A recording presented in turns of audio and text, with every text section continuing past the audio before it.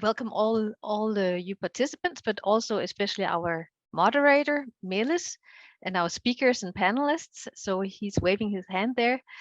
But before I present him, I would also like to say that I'm Inge Stupak from the University of Copenhagen, and I've been working with other researchers on this topic for many years. And we decided that we would like to contribute to the debate that's going on about sustainable forest management, and put a focus on the Baltic states, as we do today, because there has been quite a lot of debate in the media, and we thought that we would mobilize our networks and also put out our voices there together with colleagues in research and also in the forest sector, and also other people knowledgeable of the topic. So yeah, so that was about the motivation, and we were so lucky to get funding for this workshop from the Nordic Nordic Forest Research, and also EIA Bioenergy has contributed to supporting this event. So thank you to those organizations as well. But also my colleagues in the planning committee. I will not, there are 10 or 11 of them, so please go to our workshop website to see who they are. It will take too long to mention them now, but there are many people that have contributed to putting this event together. There are 4 sessions. So this first one will deal with sustainable forest management at a more national level. Tomorrow it will be more the different actors in the supply chain and how they work to verify sustainable forest management and sustainable biomass and wood throughout the supply chain. And then there will be a couple of weeks, and then we have a topic on carbon and how forests can contribute to mitigation of climate change. So something about the methodology to calculate how much the forest management can benefit the climate or the opposite. And finally, something about the policy science interface on the 27th of October. So Meelis, I would like to say very welcome to you. You are heading the forest department in the Ministry of Environment in Estonia. And I could see that you're writing in your biography that will soon become available on the website as well, that you love forest. And I thought that was a very nice thing to start with, because even if we have debate and disagreement maybe on how forests should be managed, I think the common thing for everybody is that we love forests. But otherwise, you have a background in research as well, and you've been working also to develop forest management plans and forest policies and strategies. So you are kind of the perfect moderator for this event, I think. So I will give the word to you, and maybe you want to supplement my presentation of you here, and otherwise I will leave it to you also to introduce this particular session and introduce our speakers one after one. Yes, yes, thank you, Inge. Hello, everybody. From me also, my name is Meelis Seedre, and like you heard, I am responsible for developing and implementing forest policy in Estonia. But that's a new job for me. I was a researcher, specifically carbon dynamics in the forest, and so I'm very aware of this climate change effects and mitigation and adaptation. And I'm very happy that Inge asked me to moderate this day. I'm very, like you heard, I love forest. I'm very passionate about discussions about forestry, and I am especially happy today because the title involves Baltic states. That's, I mean, it's not very often. I mean, this is often Nordic and Baltic and this and that, Northern Europe. but this is Baltic. The Baltic brothers and sisters, Estonia, Latvia, Lithuania, or Lithuania, Latvia, Estonia. We have a different kind of bond. USSR history, forest management was especially very differently influenced by USSR times, and the results will be there in our forest and landscapes for decades to come. And of course, it could have been different. It would have been a different history, but. It's interesting to see that also we still talk about sustainable forest management. It's good, but it's just it's interesting. By the way, one of the presenters today, the next presenter, Āris Jansons, is my course mate from Sweden. In 2003, we came to study here in SLU in a course called Sustainable Forestry around the Baltic Sea region, which is today called Euroforester.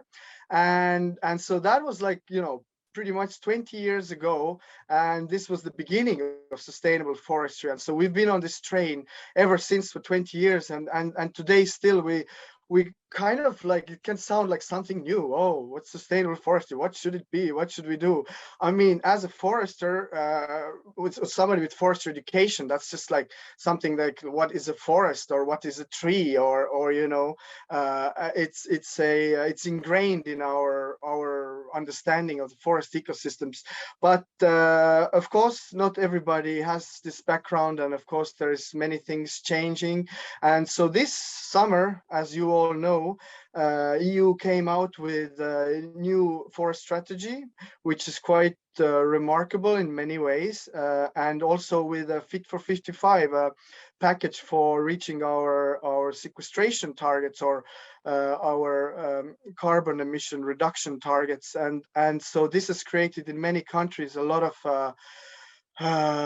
action by interest groups, by governments, by forest industry, by NGOs, and everybody is thinking about those things. And so today we will go through many of those topics, and it will be interesting to see different views and presentations from Estonia and Latvia, Lithuania, but also from Denmark, which it brings another very special kind of aspect to this discussion, because in EU, as we all know, we have open borders, and economy is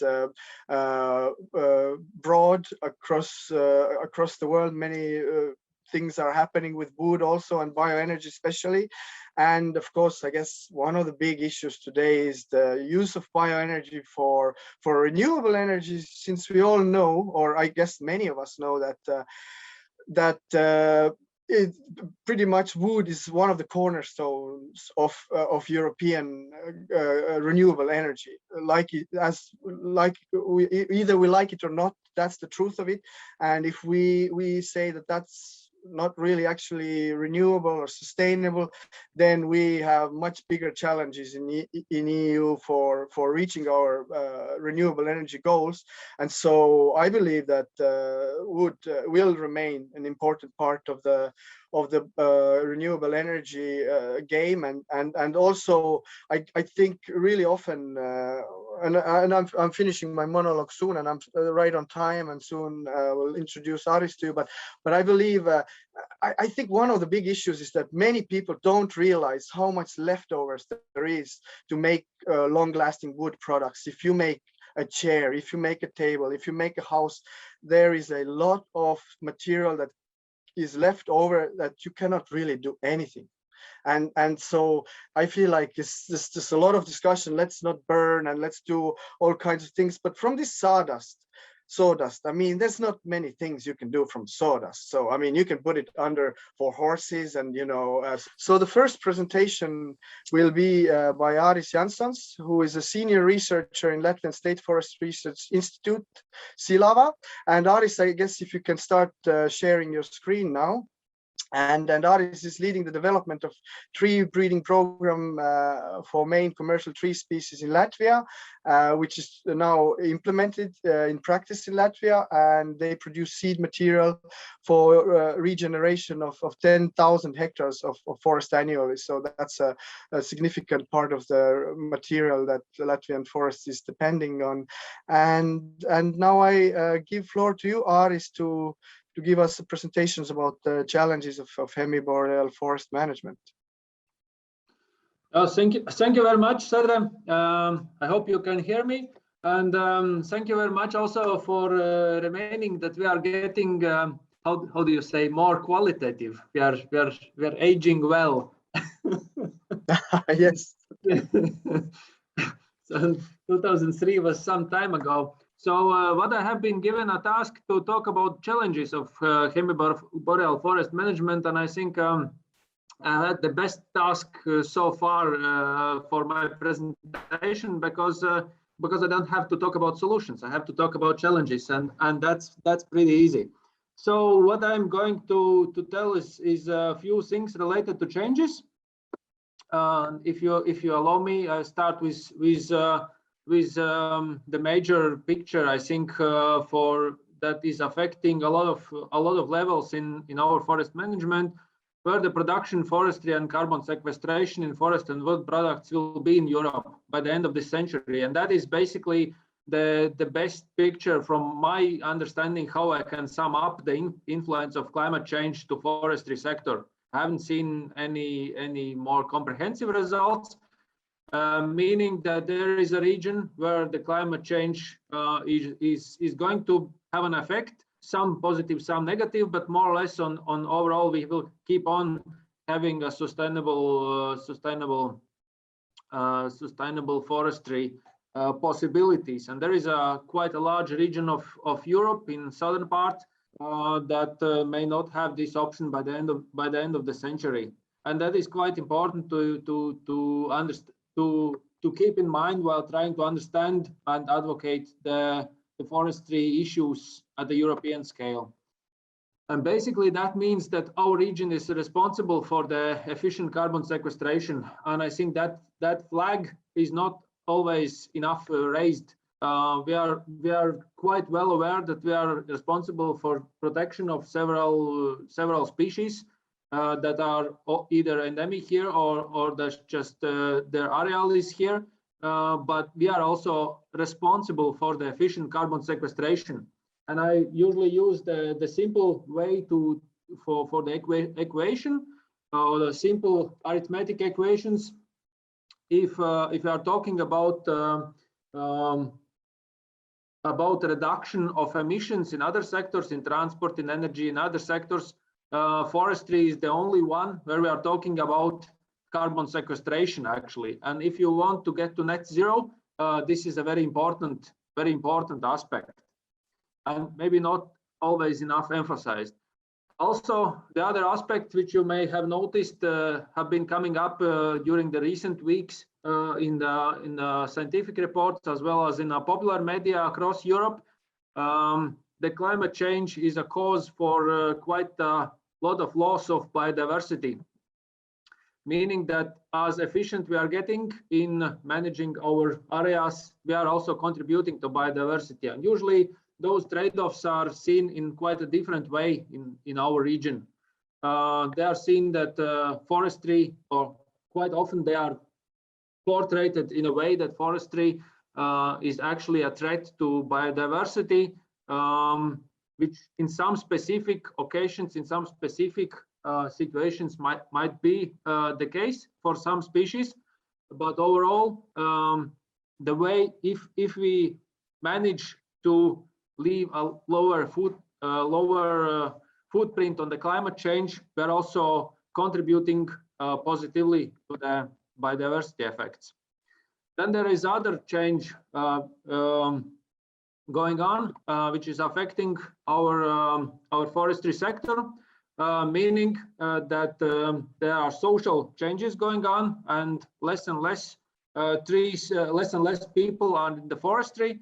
And the problem is that the forestry usually tends to be disintegrated. the forest part and the tree part. And the tree is a good thing, and as long as it is growing, and the forest tree is maybe not the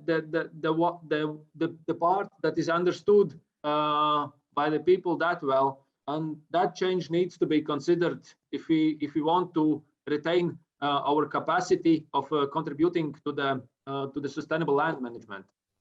Third thing is a change of forests in Europe, but also in our region. And specifically for Latvia, there will be a presentation given by our colleague Guntars that will talk about the forest resources in Latvia and changes there. But basically, despite the media populated view, forests are increasing in age and increasing in standing volume across our region as well as across Europe where they are. And that is affected by a number of trends that will keep on in the future, time since Second World War, targeted forestry, mainly affecting volume, as well as low intensity logging. That has been disputed from time to time. And you can see the disputes at the highest level, for example, in the journal Nature. Most of you that deal with the forest science have noticed that there was a research paper in Nature coming out and saying that we are over harvesting in Europe. And then there was another like a response research paper in Nature that is in my slide that basically showed the methodological problems in the first paper. And if journal accepted it, meaning that they were well grounded. So that is a lot of battleground, but overall, if you look to the annual harvest levels and to the annual increments, you can see that there is under harvesting, not over harvesting across our region. Is it a good or bad thing? I'll try to say you a few words later. And the increase of forest area with different management or non-management objectives, and that will go up rather rapidly. And yeah. So what I'm going to give you some examples on the old growth forests. Why I'm doing that, and this is one of Meelis' research sites. He mentioned that he has been a researcher and doing thesis on the carbon sequestration in old growth Norway spruce. So we know rather little what's going on. With the exception of few larger studies, what's going on in all those old growth forests. Also, that has been quite a strong scientific debate.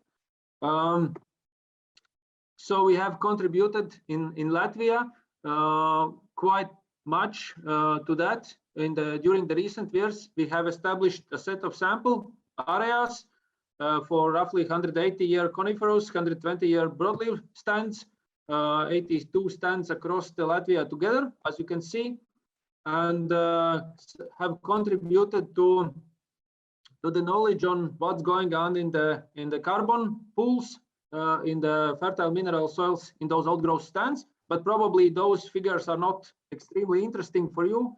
The comparison between the mature and the old growth can be more interesting for the general audience. The mature is the dashed columns, and old growth is with the plain plain color columns. And you can see that for the above ground biomass, there is 20 to 40% change between the mature and the old growth.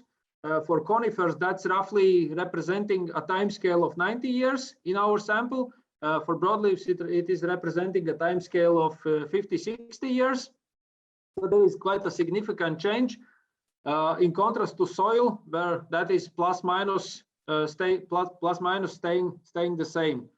So, but if you are interested in the carbon sequestration as part of our management and as a goal, so our goal is taking down the carbon that is pushed up from the fossil materials.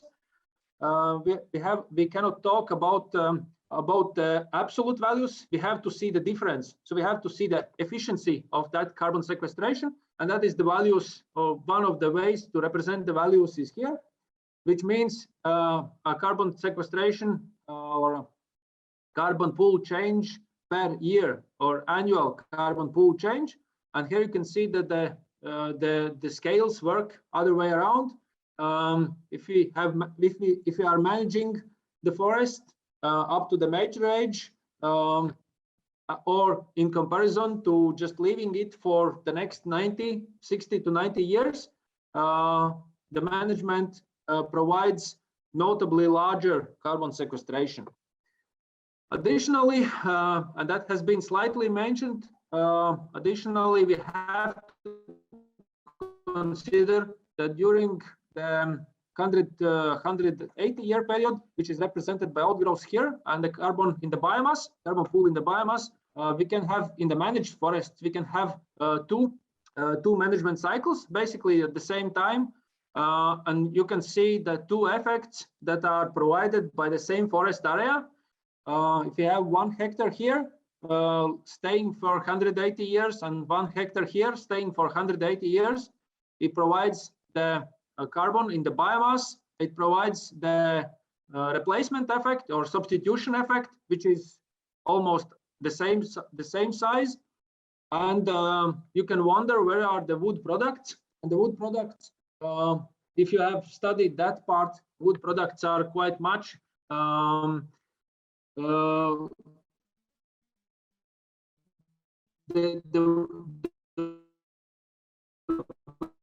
the carbon value in the wood products is decreasing exponentially with the time, and things that is changing. And if you are moving to more of a chemical processing, use of wood fibers in different materials, then the substitution goes up substantially. So that's our potential. I would say the optimal is not all of it is used in the chemical processing, but quite much of it is used in chemical processing. So that's our potential. So we can, in a normal forest management or in a modern forest management, we can at least double the carbon sequestration with a positive footprint on the climate. And with some more effort in our region, we definitely can triple that influence in comparison to the scenario where the trees are just staying there as they are. So and the other aspect of the same question is the old growth forests. I've been talking about those for a few minutes. So now probably we can take 15 seconds out of our time to imagine for ourselves how the old growth forest looks like. So create your own image. So now we will compare the images. I have my pictures. I will show them to you, and we compare if they are the same as you have imagined or not. So this is my old growth forest. Is the same? But different. Old growth forest does not consist of old stands. Okay, those pictures you can see here is mostly from the area that has been out of the forest management since 1923 in Latvia. No management, no one has been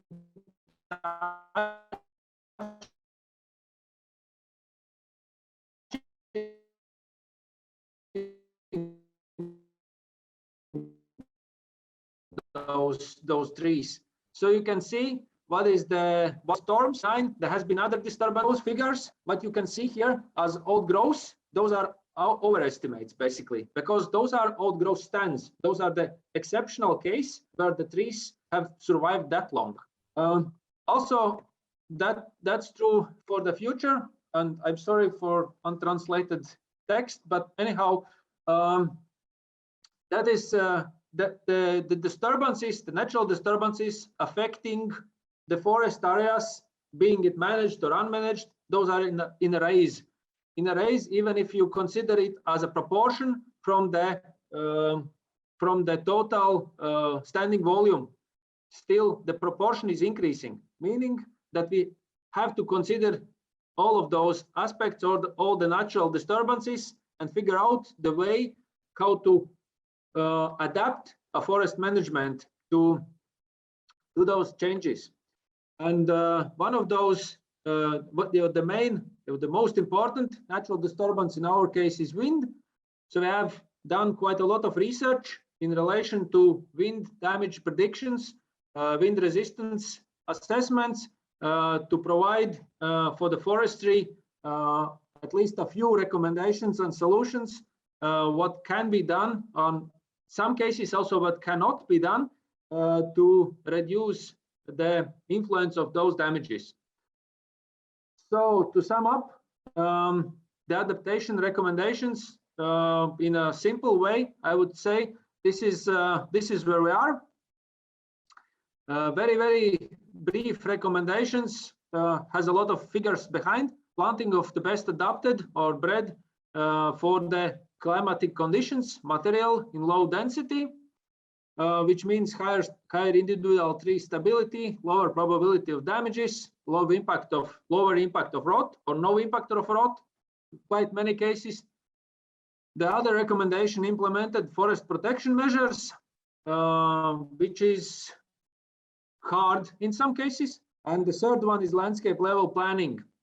As we are moving with the biodiversity strategy and number of other documents at the European scale, we are moving away from integration of the forest management or integration of different goals in one forest area to segregation of those goals. We have to have the areas with protection and the areas with higher forest management intensity. At the moment, on the European scale, that is not discussed, but that is the only way how we can contribute both to the biodiversity strategy targets as well as to other targets that are needed. And yeah, that's, I would say, is what I wanted to say. Thank you. Thank you, Āris. And now everybody, if you like, you can clap by clicking on the reactions and the clapping icon there, which is first on my screen.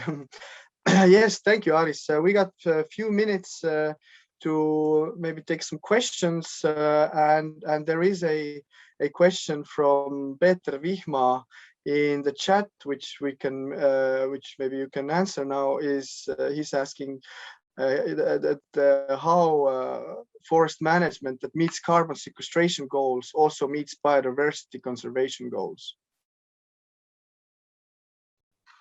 The answer depends on the scale. If we are looking to a larger or the global scale, the main threat to the biodiversity, to survival of a large number of species is climate change, simply because they are not capable of escaping the areas where they are, and the climate in those areas becomes increasingly more unbearable for those, or unsuitable for those species. So anything we can do to reduce the carbon sequestration, anything we can do to reduce the climate change contributes to the biodiversity at the larger scale. At a smaller scale, we have ways to combine efficient forestry and a good species diversity, a good genetic diversity. It's a matter of interest to doing it. There are ways to combine it, and we have been working with those ways. It's just a matter of will, I would say, more than capacity. Yes, thanks for this answer. And maybe from my side, I will ask about, I was very happy to see the substitution effect results in your paper in preparation, because I am a big, everybody knows I'm a very big fan of the substitution effect, because the reality of the benefits of using forestry really is behind the substitution effect. So we've been thinking about how this could be done in European level. I mean, ideally in the global level, but at least European level. Then I'm just wondering, in a few minutes we have here, what kind of approach and methodology are you coming up with, and how are you approaching this calculation side of this substitution effect? Yeah, in our case, what I showed the graph there was no development on the methodological terms. We took the coefficients from what has been developed in the recent years by a number of published papers, and just applied it to our data on the trees, on the assortments, on what we know about the quality classes, and what comes out from the forest that we got from the forest data, and then we applied the existing methodology. I would say if you like to go to the national or European scale for a comparison, there are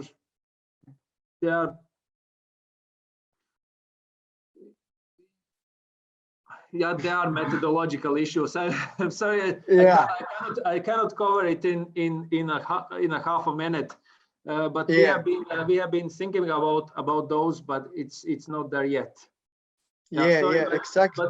But anyhow, even if I may, even if the product part, which you saw in my graphs, if you take 90 years in the product part, it seems to be very tiny in comparison to biomass and substitution effect.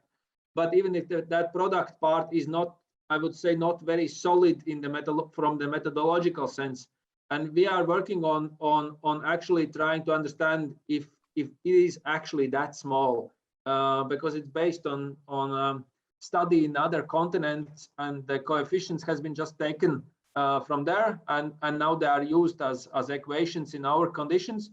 But what we can gather the data from our wood processing sector, we feel that it is not reflecting the actual contribution. So that is there is a lot of methodological challenges in there.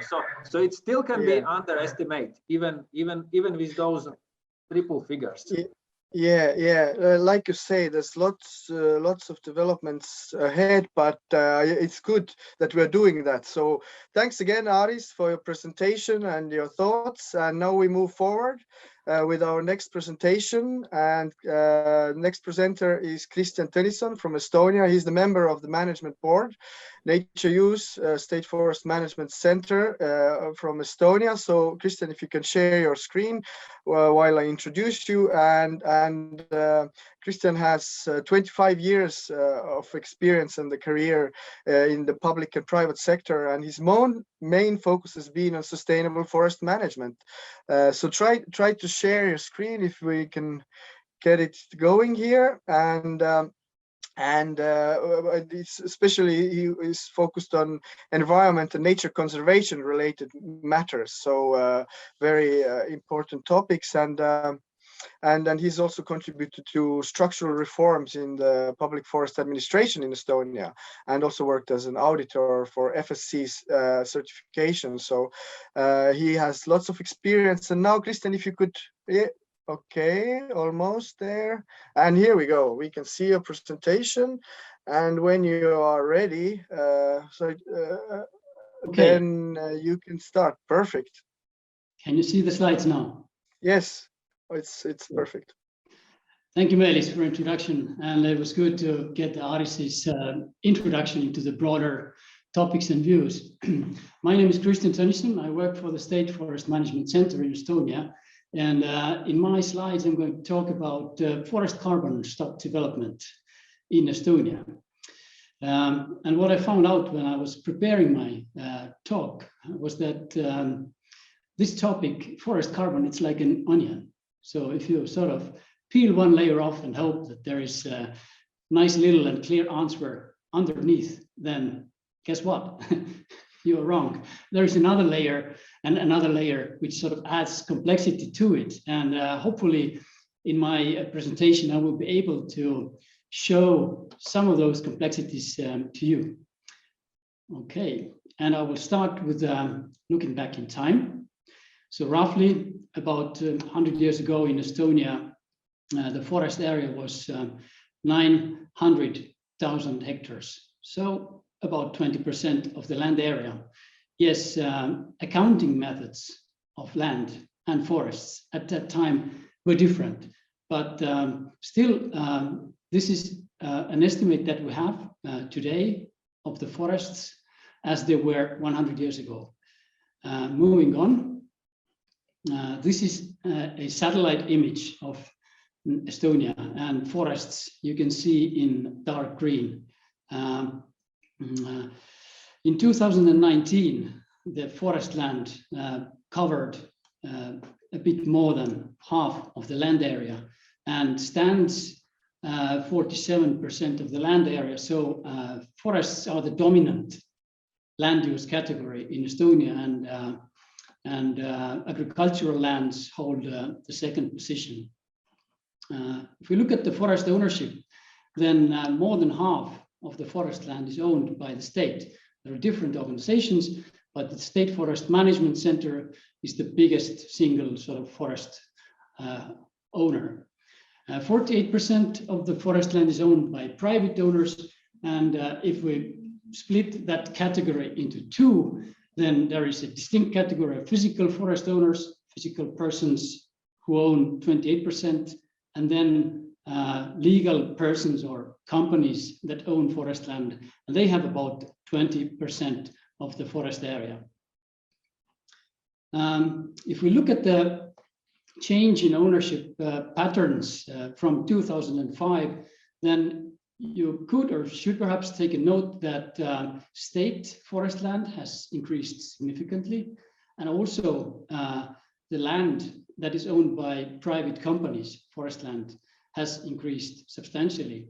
At the same time, physical persons have sold nearly 140,000 hectares of forest land.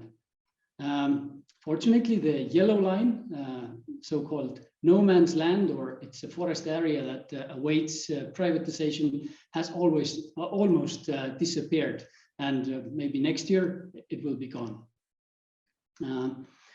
If we look at the main tree species in Estonia, then there are three species that make up of majority of the growing stock in Estonia. It is pine, 29%, spruce, 26%, and birch, 23%. And the other species, including aspen, grey alder, black alder, and a few more, they make only about 20% of the growing stock. Here in this table, you can see how forests are planned for harvesting in Estonia. So it is allowed to do the final felling of the forest if a certain age limit or diameter is reached in the forest, and that is then depending on the site quality class. This is just for information. If we look at the age distribution of different stands, then the line here indicates the desired or the even age distribution of forests, so-called forestry ideal. And the bars, colored bars, indicate the current situation or the actual situation. And there are just those graphs of three main tree species: pine, spruce, and also birch. And for all three species from those graphs, it is clear that there is higher than so-called forester's ideal share of premature, mature, and over mature stands. I'm sorry for the forestry terms. I understand that in biology or biodiversity, the terms would be different. But this sort of represents the forest resource simply from the age distribution and use distribution point of view. If we look at the forest land and growing stock dynamics, then as I showed before, the forest land area has increased, and so has the growing stock. Despite the methodological differences, we can say that the forest land area has increased roughly about 2 times, and the growing stock has increased about 4 times over the past 100 years. And we must remember that forest age, or the age of trees, is an important aspect when we talk about forest carbon buildup. In this graph, we can see the annual increment of all forests. This is the sort of green line on the top, and then also managed forests, which is a brown line. And then the yellow line down there indicates the harvesting level. There are two different methods for describing the harvesting in Estonia. One is statistical forest inventory, and the white line is then an expert evaluation by environmental agency. As you can see, the annual harvesting has been below the estimated increment most of the time. Here we can see felling intensity. So the average felling intensity has been between 4 and 6 cubic meters per hectare per year in the period of 2013 to 2019. And harvesting levels have been rather stable in state forests and also in the private forests owned by physical persons. But then the highest light brown line sort of indicates what's going on in the land of so-called company-owned forests. And there, yes, harvest intensity has been rather high. Now we come to forest management scenarios. So we have looked at the past so far. Let's now look into the future. And earlier this year, Environmental Agency and the University of Life Sciences published an analysis of carbon sequestration ability of LULUCF sector until 2100. And most of the facts or information in my presentation are from this analysis. If we look at the different scenarios, then R1 is even or uniform use scenario. The final felling area expressed in bold represents the area that is to be regenerated each year.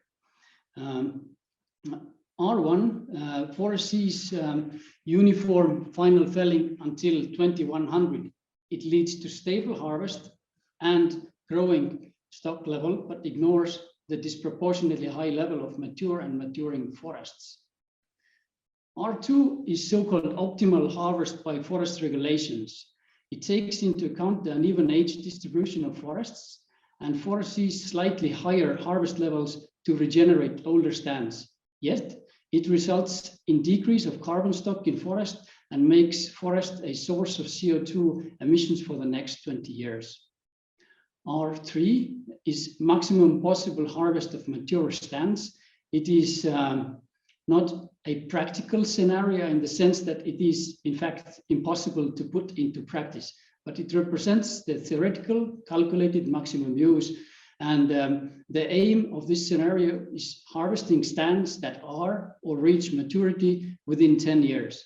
And as we remember from previous slides, rotation period is determined by species-specific harvesting age or diameter. And the final scenario, R4, is fixed rate of regeneration felling. It is essentially the same as the first one, which is even use, but it sort of reduces the final felling level artificially. What happens with this scenario? It amplifies the uneven age distribution of forests and that reduces the timber quality because stands get older. If we look at the forest growing stock dynamics under different scenarios, then here we should note that in the above 4 lines, that includes all growing stock, including protected areas. So the below line of growing stock in strictly protected forests is included just for reference only. As you can see, scenarios R1, R2, and R3 pretty much line up at the same level by the age of 2080. And R4, which is the reduced level of final felling, is distinctively leading to buildup of growing stock.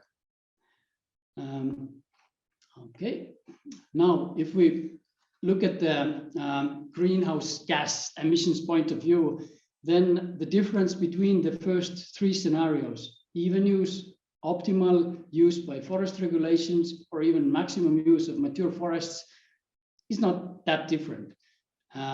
But clearly, the fixed regeneration felling rate at 5 million cubic meters per year offers the greatest savings in terms of greenhouse gas emissions.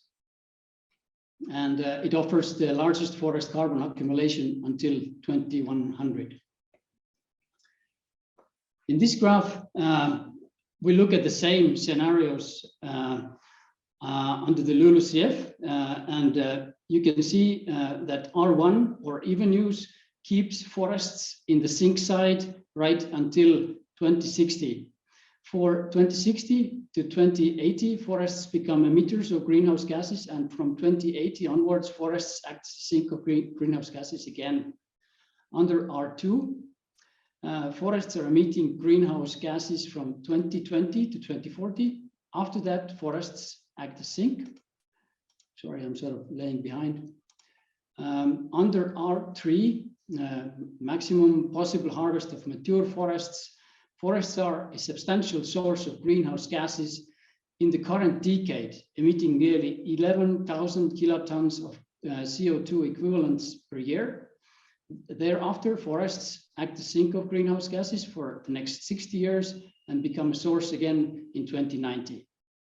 And R4, which is the reduced level of final felling, is sort of the safest option for greenhouse gases, offering largest sink until 2100.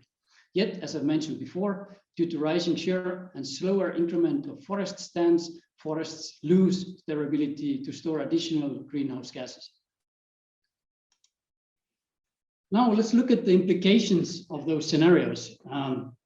If we look at the economy, then R3, or the maximum use of mature forests, seem to be the best option from the point of view of added value in forest sector.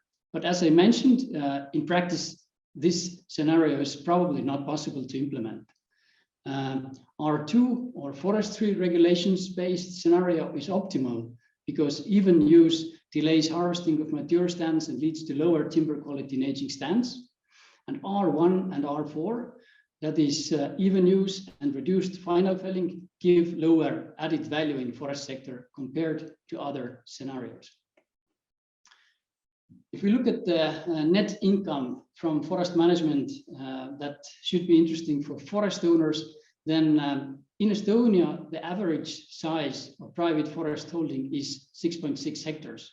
Then from the viewpoint of this owner, the annual net income under different scenarios ranges from 290 euros, which is then for R4 fixed rate of final felling, to 512 euros per year, which is under maximum use of mature forests. But because R3, or the maximum use, theoretical use of mature forests, is impossible, I think R2 is the best scenario because it is also doable, and it put about 470 euros per year into the pocket of an average forest owner. If we look at the social implications, then in 2019, the total direct and indirect employment in forest sector was 45,500 employees.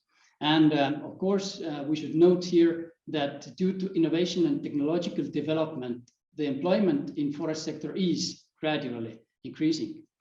We can see that all scenarios will result in some reduction of employment, but R2, in my view, again, is the best option here. R1 and R4 have the lowest employment numbers, although they are most stable, and R3 is highly volatile and in practice not doable. Now we come to the biodiversity, and I must say that I referred to the analysis some time ago that I'm referring to. Then biodiversity and its conclusion is not from that analysis. So I take all responsibility for mistakes, and if something goes wrong, please blame entirely me. It's not the authors of the analysis. But if we look at the biodiversity, then the area of strictly protected forests in Estonia has increased in average 10,000 hectares every year for the past 25 years. And in the state forests, the increase has been even higher because the principle in Estonia is that where possible, restrictions are imposed on public forests, because for private owners, government would have to subsidize these kind of decisions. If we look at the forest biodiversity milestones. I'm not going to read all of them, but in the past 20 years, there have been several initiatives that have aimed at improving our knowledge of forest biodiversity and also improving the state of conservation in forests. And just to mention here something that I personally like very much, it is a science-based approach to the achieving representative forest conservation area network. In 2004, Estonian scientists published an article, and this article essentially has been the basis for evaluating whether or not there are gaps in protected forests in Estonia. And in 2017, additional areas were proposed to sort of fill the gaps. So we're getting rid of the gaps. That in theory, we should have the necessary amount of forests under each forest site type strictly protected. Again, this is theoretical. Yes, and what is an ongoing initiative today is that there is woodland key habitats inventory in state forests. Last but not least, under biodiversity, we all know that EU is taking a stronger role, both in terms of forest management and also in biodiversity protection. And I am quite certain that in the coming years and decades, we will see the increase of protected forests in Europe and also in Estonia.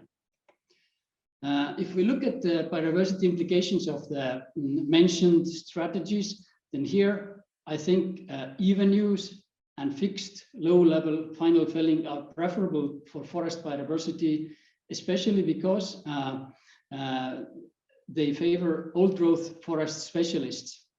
And both scenarios foresee that the share of old-growth forests either is slowly increasing or at least remains stable. Although sufficiently large set-aside forest areas have been designated for forest biodiversity, we must understand that in those areas that are currently protected, there are also forests that are not mature or old. There are also some areas that are relatively young, or yes, young forests. And for this reason, commercial forests will have to support the protected areas network at least over the next 20 to 30 years until the old growth forest network becomes fully operational. And for this reason, the R3 scenario, or the maximum use of mature forests, is rated as having negative impact on forest biodiversity. And R2 is considered unclear because it sort of reduces the share of old forests in the first 20 to 30 years. Now, when we talk about forest carbon, there are some aspects that we just cannot we have to take them into account. And in Estonia, there is a LULUCF reference level set for forest and wooden products at minus 1.75 million tons of CO2 equivalent until 2025 in Estonia. And as we could see from previous slides, currently only R1, or the even use scenario, and R4, fixed rate for regeneration felling, comply with the current LULUCF forest reference level. R2, which is optimal use as per forest regulations, and R3, maximum level of use of mature forests, they both exceed the LULUCF forest reference level. And what is also important to know is that for the coming 5 years, from 2026 to 2030, it is possible that there will be no separate reference value for forests and wooden products alone. But under the new Fit for 55 package, there will be one LULUCF sector reference level at minus 2.5 million tons of CO2 equivalent. For me personally, and I hope some colleagues and fellow panelists will perhaps clarify this, it is unclear what will happen if Estonia and our forest use exceeds the LULUCF reference level. Although I know that there are certain flexibility mechanisms that are built into the LULUCF. From this slide, only one main conclusion. Greenhouse gas emissions from other sectors, those are above zero line, are way bigger than the carbon sequestration capacity of LULUCF sector, which is the yellow part below zero. And we must understand the ability of forests to sequester and store carbon is mainly depending on forest area, which sort of influences the LULUCF reporting, and also forest age. Young and middle-aged stands are active sinks of carbon. They sequester carbon actively. Old forests act as carbon reserves. Yes. What is the scenario we should go for from the four? If we take the risk of exceeding the LULUCF forest sector reference level seriously, then the choice seems to be between the two scenarios, R1, which is even use, and R4, which is reduced level of final felling. From economic and social standpoint, R1 or even use scenario is better option because it gives higher added value in forest sectors and higher revenues to forest owners, also higher employment in forest sector. From biodiversity point of view, favorable scenarios are both R1 and R4 because felling intensity does not increase and share of old growth forest remains high. Is forest going to save us in the climate crisis? As I showed in the total emissions slide before, the ability of forests to sort of help the world out of the crisis is in fact fairly limited. So I don't think that forestry can save us. Other emitting sectors will have to come down with their emissions as well. On the other hand, forests are the largest land ecosystem in Estonia and more or less one of the very few sectors that can sequester carbon. So we have sort of a selection of different instruments that we can use in putting forests in best use in avoiding or in adapting to the climate change and in avoiding the climate crisis.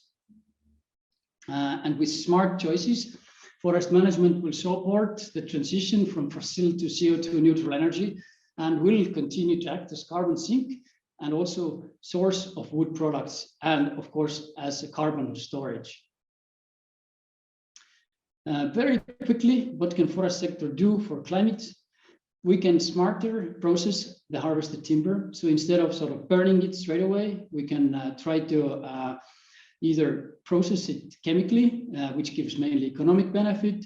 We can use small diameter wood in sawmills. So instead of burning wood, we can put it into products that have long lifespan. We can use wood, for instance, in particle boards, again, products that can be in use for a long time and store carbon. Another option is afforestation.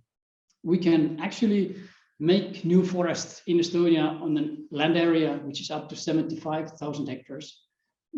We can and should, of course, implement silvicultural measures in the forest to maintain and improve growth and vitality of forests. And of course, use the low quality of wood instead of fossil fuels in energy and heat production. And to conclude with, I have some questions for the carbon debate. As we could see from the previous graphs, forestry is a very long-term business. We decide today, we harvest 100 years later, and what happens in between sort of has its effect. So our decisions have long effect. And which time frame should we consider? Immediate benefit in climate or long-term, more sustainable forestry and climate altogether? I will skip those points here. Then I just talked about economic aspects, social aspects, and biodiversity, just three of them. But if we look at forestry and climate, there are more implications. And the question here is, what implications should we consider and how do we prioritize them in achieving the climate goals? And my final point here is about substitution. Is this going to be the game changer? So it sort of gives us the opportunity to put the forests into best use or not? And I hope that the following discussion will clarify this. And with this, I will conclude. Thank you very much. And questions? Thank you, Kristjan. And again, I remind everybody, if you push to reactions and the clap, then you can clap for the presentation. It's weird not to have a a large applause for presentations, but that's how it is these days. But I'm very happy to see 71 people currently on our feed and then following the presentations. There are some questions at the chat, and I'm not sure these really are to Kristjan, but I guess you can explain one technical question. The maximum use strategy, the emissions are very high at the would be during the next decade. What is the reason for that? Is a question here in the. It is the reason is very simple, because the harvest levels are going very high at that time, and lot of the timber that we remove from the forest actually is going to be used in the short-term products, so it sort of gets emitted very quickly. If we harvest substantially more during a short period, it means also substantially higher emissions. That is how I see it. Thank you. Yeah, and maybe just for context, I say that you know, right now Kristjan was talking about different harvesting levels, and the way this is actually determined and decided in Estonia is through a forest management development plan or forest development plan, and this is prepared currently by my department, and basically this is the document that in Estonia will determine which kind of harvesting level there will be, but of course then the FIT package legal obligations will overrule all of those, and I can say that this 2.5 target that we have today for Estonia seems very unproportional and a little bit confusing, and we are finding out what's going on with that. But we now turn to our next presentation. Thank you again, Kristjan. Our next presenter is Guntars Šnepsts from Latvia, and he has been working in the Latvian State Forest Research Institute like Āris Jansons, Silava, since 2005, and his work focuses on Latvian National Forest Inventory, where most of countries get the best data about the forest, and he organizes the work in the field teams and performs control for measurements and annual calculation for forest resource. So this is, I think, in many countries really like where we get our best data of what is happening. Although now many people think that with remote sensing we can get a lot, and we do, but this national forest inventory is really essential to understand what is happening. And now I give you the floor, Guntars, and very excited to see your presentation. Yes, thank you, Meelis.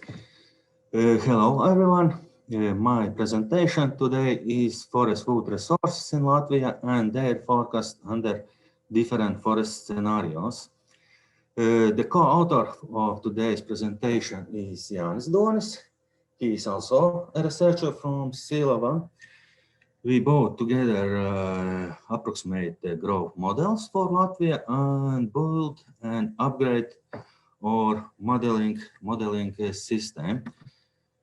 At the beginning on my presentation, some slides about forest history and how it's changed in the past. Here we can see the forest area in last 100 years has increased almost 2 times, but the growing stock increased almost 4 times. I found one graphic in internet. It's not my graphic, it's a graphic by another researcher by Douglas Dubrovskis, and there we can see the annual felling wood in historical annual felling wood.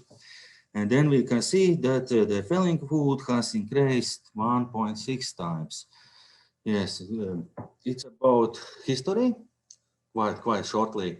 And now, quite shortly, what the forests we have now. we can see that Latvian forest stands cover is 50.2% of the land territory, and when we summarize all forest lands, it means forest stands, clear cuts, destroyed stands, and forest infrastructure. Then the cover is now 52.7%. The area of forest stands has increased by 66.5 thousand hectares during the last 12 years. Why last 12 years? Because the national forest inventory in Latvia started at 2004 and first cycle ended 2008. That's why 12 years show, just 12 years. Latvia is dominated by birch, pine and spruce stands, which together cover 73% of forest area. We have aspen, grey alder and black alder, and other species is just 3% of forest area. Currently, the growing stock in forest stands in Latvia is 682 million cubic meters, and over the last 12 years, it has increased almost by 36 million cubic meters. During the last 5 years, the average gross increment in Latvian forest is 26.8 million cubic meters per year. When we take away from this annual falling and annual mortality, then the average net increment is 3.2 million cubic meters per year. It may be not correctly the definition for a net increment, but in this presentation I calculate so it. Okay, it's shortly about forest, what we have and what they changed in the last 100 years, and now about forest forecast in Latvia. For modeling, we use the simulation system of the Latvian State Forest Research Institute, Silava. We based on National Forest Inventory data. It means we model the National Forest Inventory sample plots or these data. We model the changes in the average value of forest elements in each plot. For one element, we mean the same species, same origin, and similar age. In modeling the growth process, we use the growth model developed by the Institute during the last 10 years. Forest management is prescribed randomly to subset of sample plots according to the definite forest management criteria. This means that the optimal management is not definite for each plot. We just random modeling. Okay, it's quite shortly about our simulation system. It's not easy to explain. It's in one slide. But I don't have enough time in this time. Okay, what about scenarios what I show you today?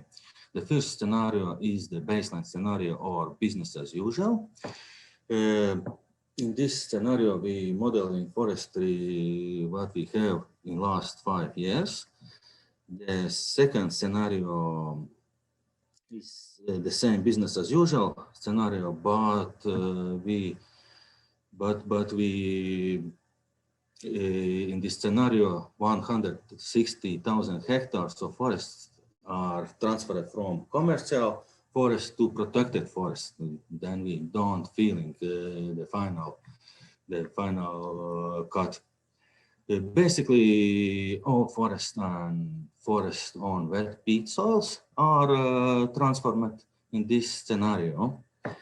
And the last one scenario is, I call them intensive forestry. There is a lot of changes, but three general changes. The one is the in each of next 5 years, the proportion of anthropogen regenerated areas is increased by 5%.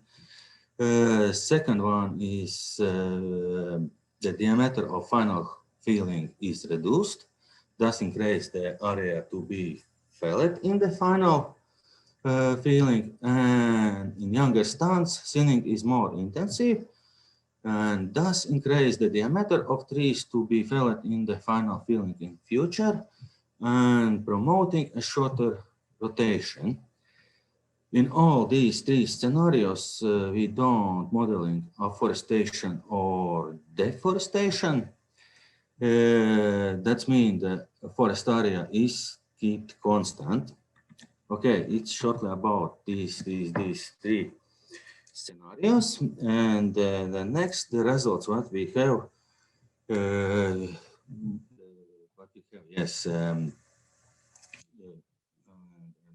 Start with the dominant species. We can see that the pine, spruce, and birch stands will continue to dominate in all variants. The changes to the business as usual and extensive forestry scenario are quite similar. The proportion of pine and spruce stands increased by 5 to 8% each, but the proportion of beech stands decreased 10 to 12%. Another species not changed significantly. In contrast, in the intensive forestry scenario, the share of spruce stands increased significantly compared to the two previous scenarios. This is mainly caused by increasing anthropogen regeneration, because in Latvia, especially in private forest, owners mainly choose to plant spruce. And in this scenario, the area of deciduous trees decreased significantly, but proportion of pine is similar to the other two scenarios. Okay, what about stand age and stand diameter?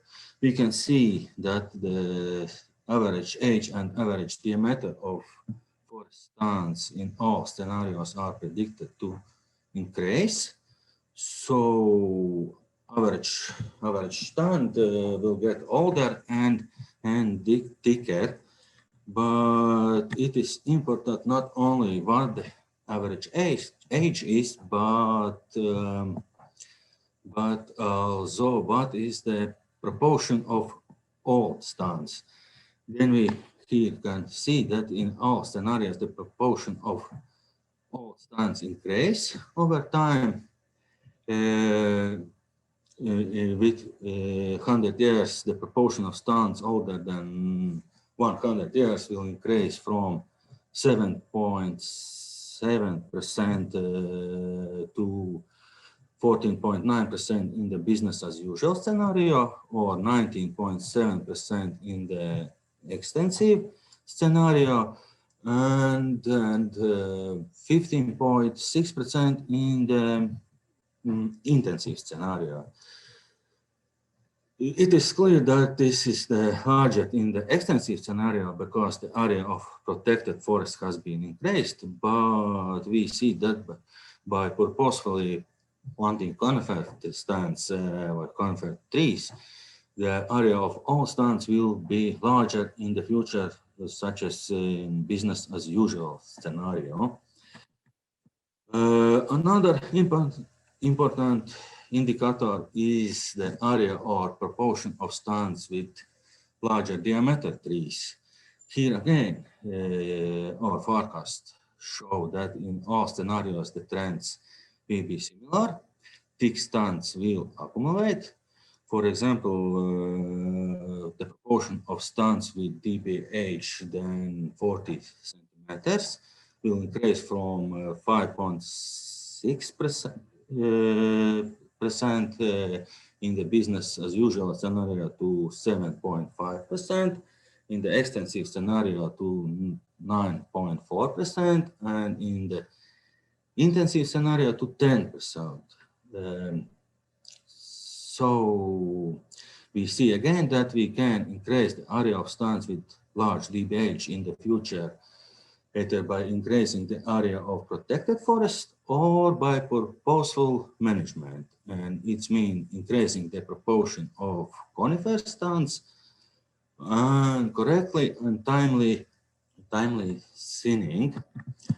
What about growing stock? In all scenarios, the forest stock will increase. All scenarios have similar trends. Of course, the largest stock in future of forest stands in the is modeled in the extensive forestry. It's about 800 million cubic meters, but the smallest stock is in business, was modeled in the business as usual scenario. It's about 780 million cubic meters.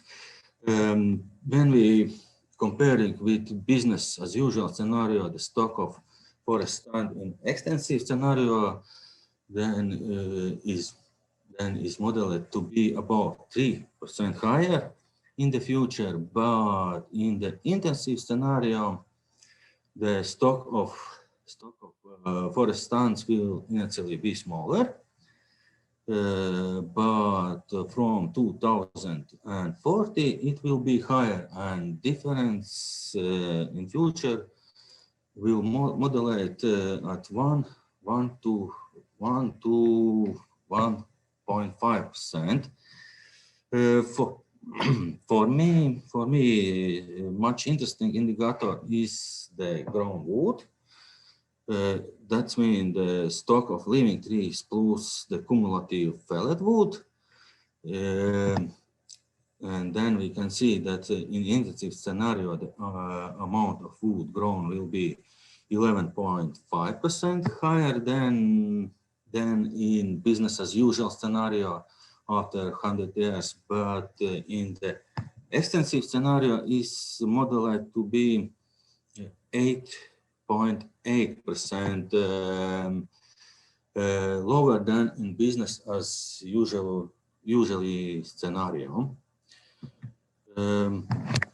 What about felling area in final felling area? The trend in the area felled in the final felling is similar between the scenarios. We can see that in the business as usual scenario over a period of 100 years, it is forecasted that the annual felled area will be almost 55,000 hectares, but in intensive forestry it is modeled that on average 1.7 thousand hectares, or 5% more. But in extensive forestry by 2.8 thousand hectares, or 7.5% less per year. What about harvested volume? The trend of harvested stock or volume is similar between the scenarios too. In the business as usual scenario, over the 100-year period, the annual felled stock is forecasted to be 17.2 million cubic meter. It is quite similar in the Latvia today. And in intensive forestry, it is modeled that on average by 4.4% per year more, but in extensive forestry by 5.3% per year less.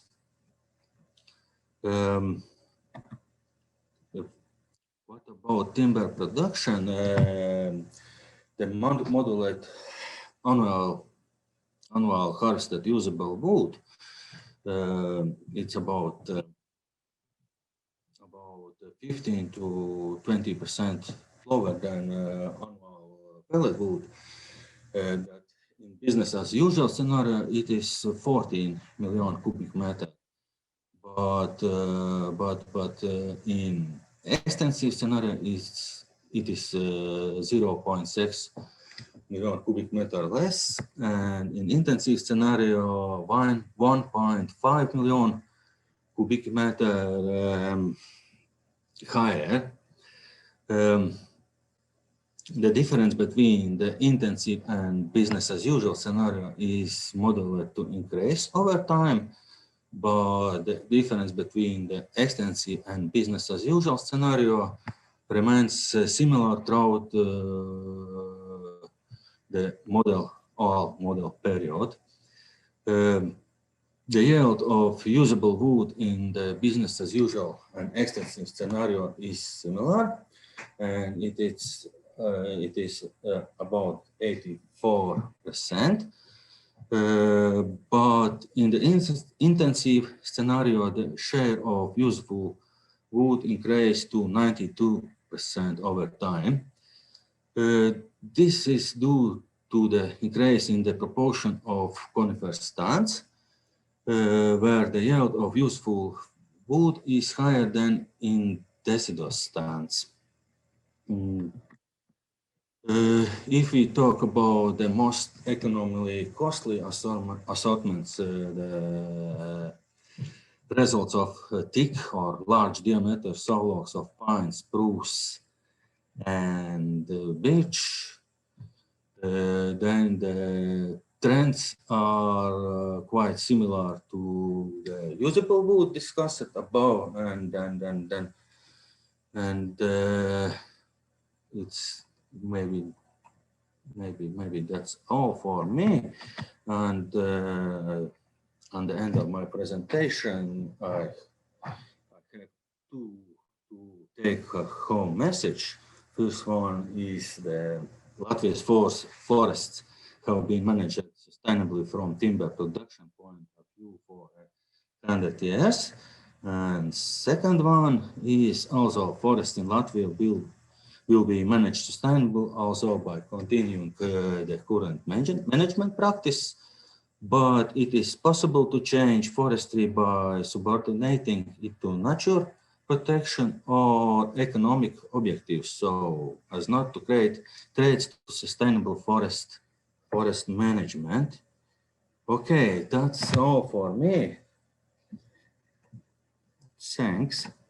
Yes, thanks for Guntars for a very detailed presentation, a lot of numbers.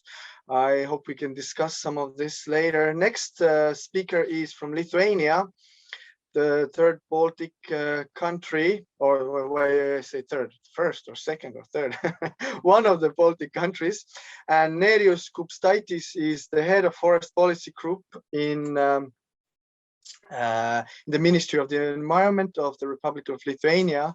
And he was previously a chief advisor in this group, and his position is very much similar. I mean, basically, it's like mine. So we develop and implement forest policy, and Nerijus has comprehensive expert knowledge and more than 20 years of experience with analysis of forest-related national and EU level legal framework, and for example, drafting also national forest-related legal acts and forest law, and he has experience also in EU legislation and other international commitments. So this is very relevant today. This is where I guess the new or updated criteria for sustainable forest management will come from EU with our joint discussions with the Commission. And here I give the floor to Nerijus Kupstaitis. Go ahead, Nerijus. And the mic. Thank you, Meelis, for such a kind introduction. My presentation will be about Green Deal and implications for Baltic forestry. I will speak on Lithuanian example. And in this presentation, I'm using also data and information from our two state institutions, Lithuanian State Forest Service and Lithuanian State Service of Protected Areas. So I will use this, this information. Now, going on, looking to the forest coverage map of Europe, we can see that Lithuania, together with Latvia and Estonia, are somewhere in the middle of geographical Europe, if we look so. And if we speak about forest coverage in Lithuania, it is depending on methodology, is 35%. And that is also about in the middle if we speak on European averages. So, and this is information is from the State Europe's forests. So going on about Lithuanian forests, we have a bit more than 2 million hectares.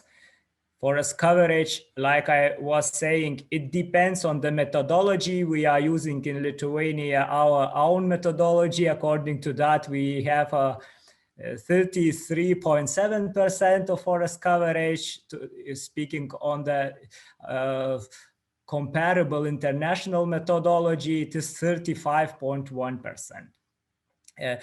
What is important here in Lithuania, we have quite productive forests for the growing conditions we have, with the average growing stock volume quite high. And also it is important that annually we use about 50% of the total annual increment if we are counting from the net annual increment and only in the forests available for wood supply, then we are going to 70% as a maximum of the increment, what is used annually. The dynamics of forest resources, like forest coverage and volume of stands, growing stock volume, it's very similar to the dynamic in other countries. In Latvia and Estonia, we learned from the previous presentations.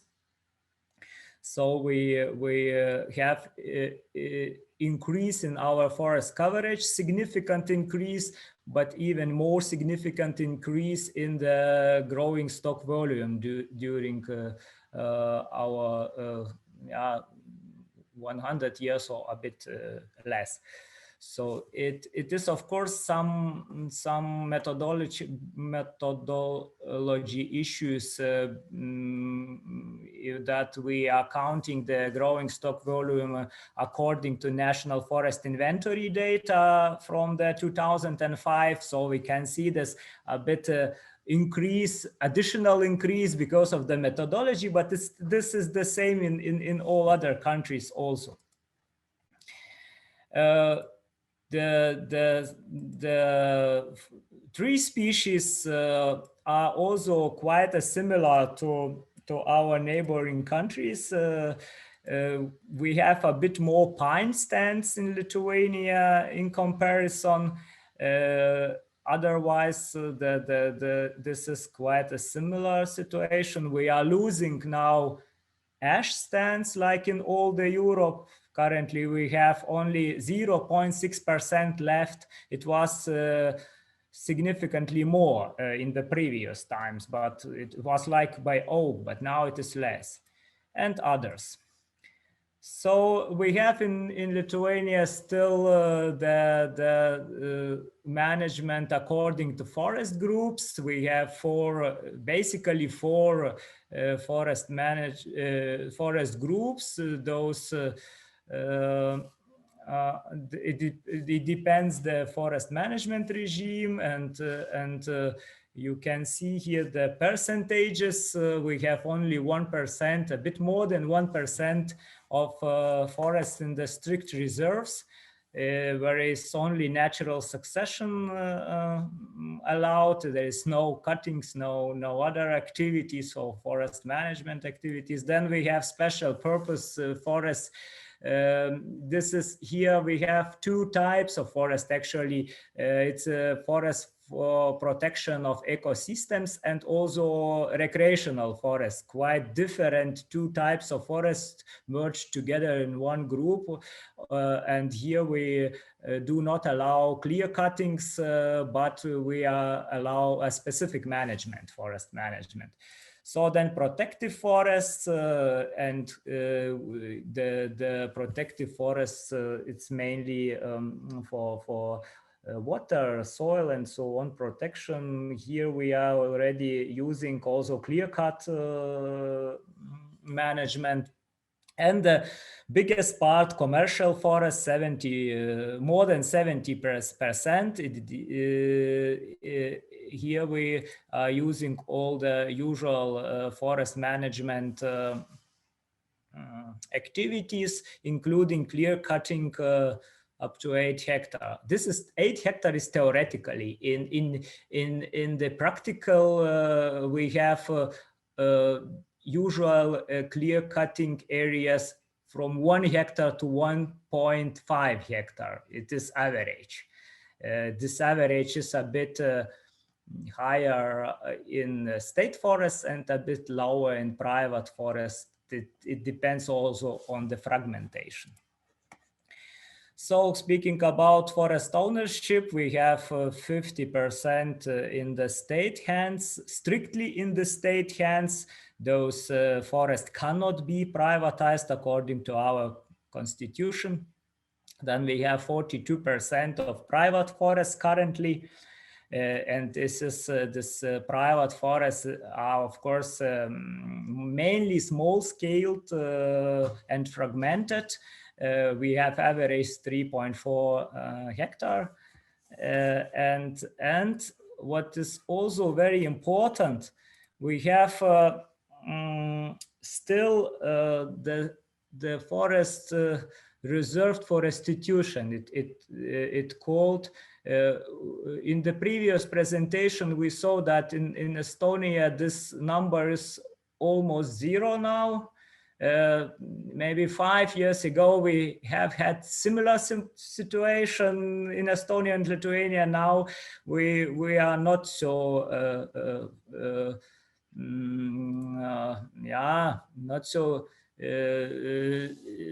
not so going forward with this restitution process. And this is very important because those forests, those 7.5% of total Lithuanian forests are not managed properly. Those are basically out of the management. Only the necessary sanitary protection and forest fire protection is performed in those forests, but not real forest management. This is important when we speak about the potential then later on. Yes, the importance of forests from the socioeconomic point of view. Forest sector generates a bit less than 5% of our GDP. And this is forest sector together with all the forest industries. So it's very important for the labor market. Approximately 67,000 people are working in the forest sector and 10,000 only in the forest management itself. This is, of course, together in state and private forests together with all the services provided, forest management services. And what is also important, the consumption of fuel wood. Here, the numbers are to get not only from the forest, but also together with the industry residues, also together with the fuel wood or wood biomass from outside the forest. but this in total makes about 16% of countries' fuel and energy consumption. This is important because wood biofuel makes 80% of the renewable energy sources. This is the most significant part, actually, and it is, I would say, quite on the limits already if we look to the potential. So this was about the Lithuanian forests and forest sector, very in brief. And now the topic was to speak about European Green Deal and the forest related aspects of this European Green Deal. We know, everybody, that the aim is of this European Green Deal to transform the European Union into modern, resources efficiency and competitive economy, ensuring that by 2050, no net emissions of green gases. This is very, very ambitious target and also followed by other targets that economic growth is decoupled from the resources use. And in that perspective, forests are crucial for climate change mitigation and adaptation, biodiversity conservation, but also for the bioeconomy development. And of course, the forest cannot solve all the problems related to the climate change, but it is an important source.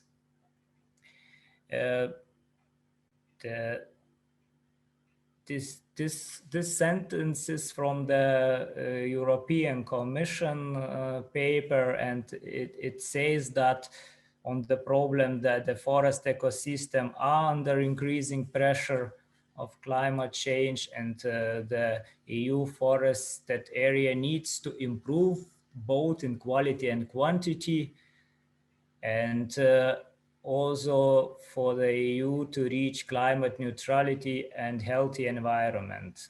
And this is very important when we are describing the problem itself. But speaking more in detail, so more in particular about the forest aspects of Green Deal, it might be other aspects important also, but I have chosen several of them. The first of all, the growing role of forests in climate change mitigation, then the improved biodiversity conservation. Now we are discussing about better protection of primary forest, old growth forest, forest habitats of EU importance, deadwood, and so on. Everything is also connected and to the Green Deal and included in this. And what is not less important, that we need to adequately respond to the growing demand for biomass, both for forest-based industries and bioenergy. And it was already said in the previous presentation, it is very important that we do not import or do not export this problem by importing wood from third countries and not properly using our potentials. And the most important of all the things is improving resilience of forest and forest ecosystem, because without the resilient forests and adapted to the climate change forests, basically we cannot speak about other potentials of forests for the targets of European Green Deal. And in the middle, currently, one of the very important legal proposals from the EU side is the Fit for 55 packages. It was already mentioned today. It is important part of Green Deal, and this emission reduction target, which was increased to 55%. It is also, it will have implications on forests. And currently, the revision of EU regulations is going on, and the revision of the LULUCF regulation is very important in that perspective, and revision of Renewable Energy Directive also. And the EU forest strategy, mentioned it already today, was presented together with this package. Speaking about the LULUCF, it is under discussions now, not agreed, but the new overall LULUCF target is minus 310 million of tons of CO2 equivalent. And this amount is already set, but how this amount will be distributed between the countries, this is for the moment being not decided. And here I have this table. We heard in previous presentation the Estonian number with minus 2.5 million. We have in Lithuania this target now in the discussions for 4.6 million. It's under discussions, and of course it will have implications on the Lithuanian forests. And our State Forest Service made a forecast. And here you can see on this graph for 2030, the red dot is manageable. It can be in line. That means our forests can absorb such an amount of CO2 in the scenario if we keep more or less the same amounts of harvesting like we are doing now. And then RED 2 directive, or moving from RED 2 to RED 3 directive, Renewable Energy Directive, it is very important and can implicate very heavily our bioenergy sector, because now here you can see the RED 2 revision. The European Commission is speaking about the improved criteria for biomass sustainability, and it is understandable that now sourcing from primarily and highly biodiverse forests, peatlands and wetlands should be used for no wood for biomass from that land, but also the minimize large clear cuttings. That it depends what do we call large, and this is still under discussions. So then what is also important, biodiversity conservation. We know everybody the ambitious targets of EU biodiversity strategy for 2030. I will give just a few examples about the forest habitats of EU importance, of community importance in Lithuania. We currently still need additionally about 27,000 hectares for protection, and this makes about 1.3% of total forests. And in this table, you can see that the conditions of those forest habitats are not very good. This is not very specific situation in for Lithuania. It is in a lot of countries. Yes, Meelis, thank you. I see. This is not it is also similar situation in other countries, but that means that this will need more and better protection. And when speaking about deadwood, we have quite a good situation in Lithuanian forests. And few words about growing demand for biomass. Now we have common European and also Lithuanian direction to use more wood in constructions. Of course, the new technologies that more engineered wood like glue-laminated timber, cross-laminated timber, and so on will be used.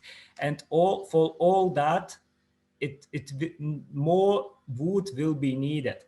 And I was already speaking about growing demand for biofuel. Here we have one specific issue for Lithuania, that we have declining imports of biofuel from Belarus.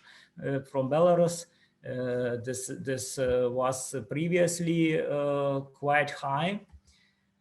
And in conclusions, what I can say from this brief presentation, that actually Lithuanian forests, including their development potential, have great potential to make significant contribution at the national level, of course, on the national level, speaking to the climate change mitigation, biodiversity conservation, and development of bioenergy. But however, some changes are needed, and those both on forest policy and on practical forestry levels also. And the basic thing is to find a new balance in providing the broad spectrum of forest ecosystem services.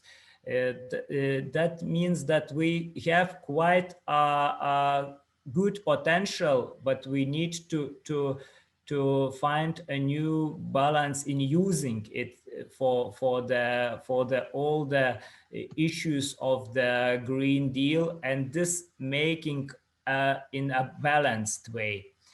And to find this balance, definitely the better protection of valuable and biodiversity-rich forests will be needed, but also more intensive forest management in the forest for wood supply will be needed. And like I was saying already, improved resilience and adaptation of forests to climate change is a crucial issue. And with that, I would like to thank you for your attention. I hope that was not too long. Thank you, Nerijus. And yes, I think you raised most of those important issues that different countries have, and there's a great background for discussions. But to hurry on with our schedule, next I will give floor to Irisa Mukāne, who is the head of the Nature Census in Latvia, in the Nature Conservation Agency in Latvia. So Irisa, if you can share your screen. Then we can start with your presentation, and now we will switch to a slightly different topic and see what Irisa will tell us about this. Hello, my name is Irisa Mukāne and I'm from Latvia. I work at the Nature Protection Agency as project manager. Today I will be presenting to you about the EU Cohesion Fund co-financed project Nature Census, or also known as Preconditions for Better Biodiversity Preservation and Ecosystem Protection in Latvia. The project began on 2016 and will end in 2023. And the main goals and tasks of the project are to access the current standing of EU biotops in Latvia, digitalize and analyze the obtained data, and develop nature conservation and species protection and management plans. The first project activity included habitat mapping. We surveyed 6 types of terrestrial habitats: seaside, caves and outcrops, grassland, swamps, forests, rivers and lakes. And here we can see the territory of Latvia, which has been divided into 495 square mapping units. The area of each square is 12.5 square kilometers. Field surveys were conducted over 4 years and using the same methodology. And the colors represented the year in which the area was surveyed. Experts conduct the surveys based on cartographic material, and in all surveying seasons, more than 315 experts from Latvia, Lithuania, Estonia, and Belarus participated. And each season were organized experts' workshop and training and calibration seminars. Forest areas in which experts did not need to conduct surveys were forests that either contained clearings, were less than 15 years old, or were habitat mapping and already occurred within the last 3 years.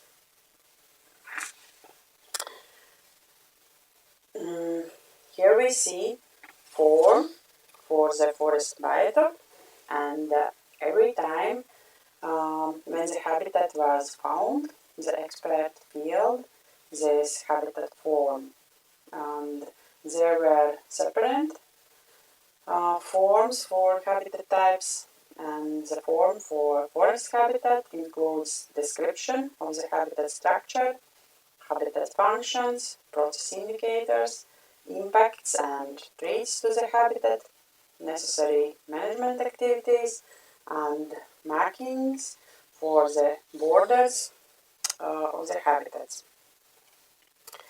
And during the project we of course faced various challenges, and one was a national database, each contained different data. Another one conducting with landowners or working with them. Of course, we got a lot of calls for complaints and questions and such.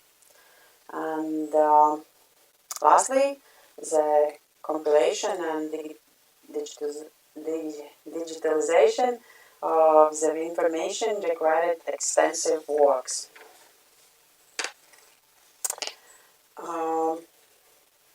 We sent nearly 300,000 information letters to landowners about the mapping process and results, and we informed landowners about the project, about expert visits, and that expert will come to your property, and if you want more information you can contact with us.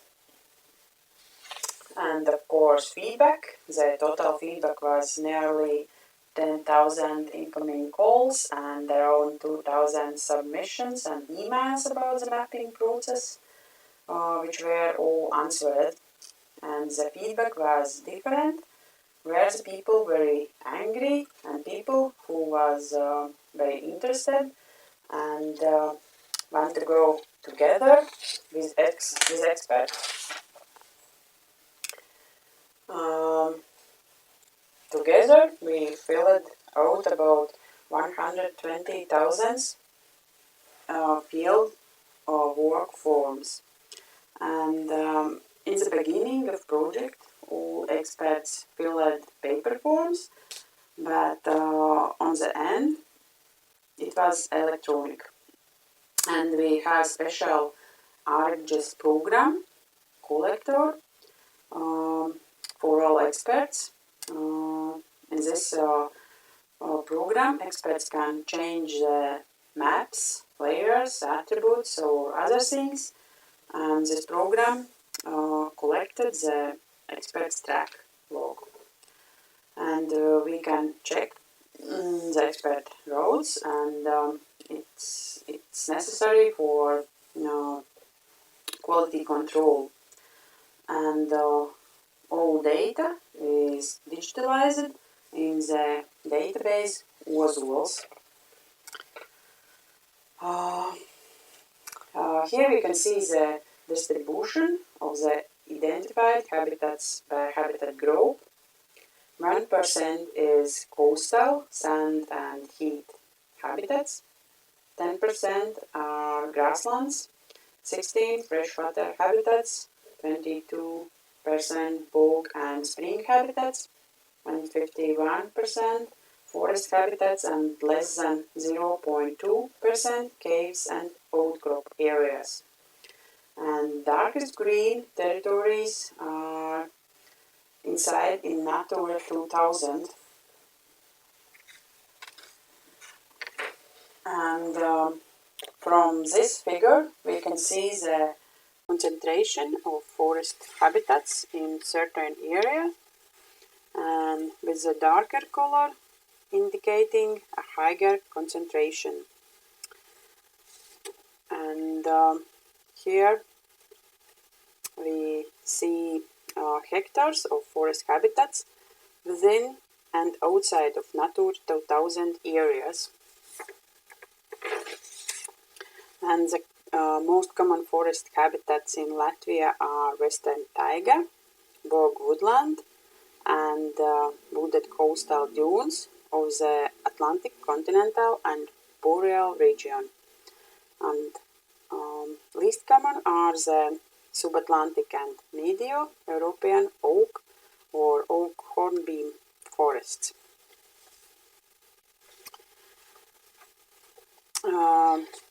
Here we see the forest biotops quality, and if we are looking for quality, we see that half of the forest habitats are of low or medium quality, and excellent quality forest habitats are a minority.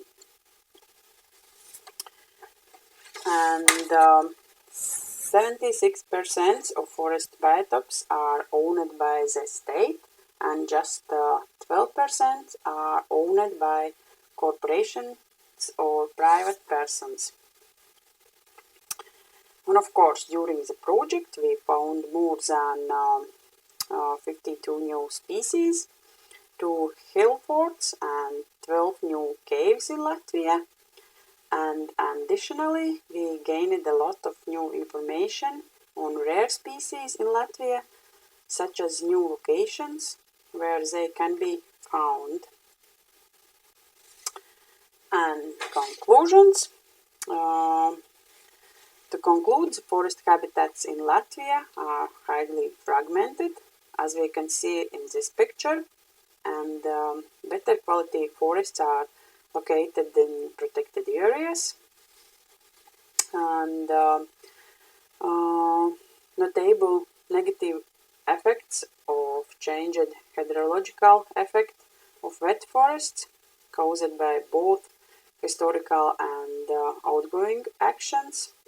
And fragmentation is one of the main problem of forest biotops in Latvia. And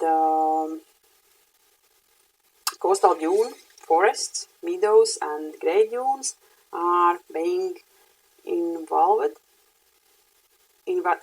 by aggressive, invasive or alien species, for example, Rosa rugosa. So, and interestingly, a note, we are one of the first countries to have completed a field-based inventory of EU protected habitat areas across the whole country. And if you have any questions, please contact us by email. And thank you for your attention. My name is Irisa Mukāne and I'm from Latvia. I work at the Nature Census agency as project manager. Today I will be presenting to you about the EU Cohesion Fund co-financed project Nature Census, or also known as Preconditions for Better Biodiversity Preservation and Ecosystem Protection in Latvia. The project began on 2016 and will end in 2023, and the main goals and tasks of the project are to access the current standing of EU biotops in Latvia, digitalize and analyze the obtained data, and develop nature conservation and species protection and management plans. The first project activity included habitat mapping. We surveyed 6 types of terrestrial habitats: seaside, caves and outcrops, grassland, swamps, forests, rivers and lakes. And here we can see the territory of Latvia, which has been divided into 495 square mapping units, and the area of each square is 12.5 square kilometers. Field surveys were conducted over 4 years and using the same methodology. And the colors represented the year in which the area was surveyed. Experts conduct the surveys based on cartographic material, and in all surveying seasons, more than 315 experts from Latvia, Lithuania, Estonia, and Belarus participated. And each season were organized experts' workshop and training and calibration seminars. Forest areas in which experts did not need to conduct surveys were forests that either contained clearings, were less than 15 years old, or were habitat mapping and already occurred within the last 2 years. Here we see form for the forest biotope, and every time when the habitat was found, the expert revealed this habitat form, and there were separate forms for habitat types, and the form for forest habitat includes description of the habitat structure, habitat functions, process indicators, impacts and threats to the habitat, necessary management activities, and markings for the borders of the habitats. And during the project we of course faced various challenges, and one was a national database which contained different data. Another one conducting with landowners or working with them. Of course, we got a lot of calls for complaints and questions and such. And lastly, the compilation and digitalization of the information required extensive works.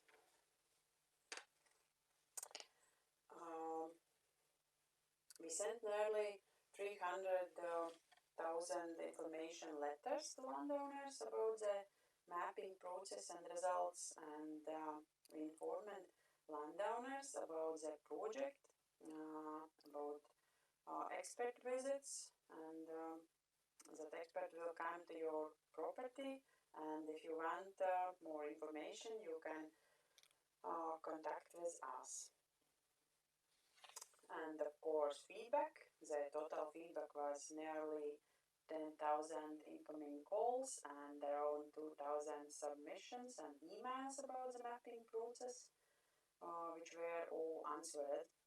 And the feedback was different. Were the people very angry and people who was very interested, and want to go together with experts. Together we filled out about 120,000 field work forms, and in the beginning of project all experts filled paper forms, but on the end it was electronic, and we have special Āris program collector for all experts. In this program, experts can change the maps, layers, attributes, or other things, and this program collected the experts track log, and we can check the expert roads, and it's necessary for quality control, and all data is digitalized in the database WASWAS. Here we can see the distribution of the identified habitats by habitat group. 1% is coastal, sand and heat habitats, 10% are grasslands, 16 freshwater habitats, 22% bog and spring habitats, and 51% forest habitats, and less than 0.2% caves and outcrop areas. And darkest green territories are inside in Natura 2000. And from this figure we can see the concentration of forest habitats in certain area, and with the darker color indicating a higher concentration. And here we see hectares of forest habitats within and outside of Natura 2000 areas. And the most common forest habitats in Latvia are western taiga, bog woodland, and wooded coastal dunes of the Atlantic continental and boreal region. And least common are the subatlantic and Medio-European oak or oak hornbeam forests.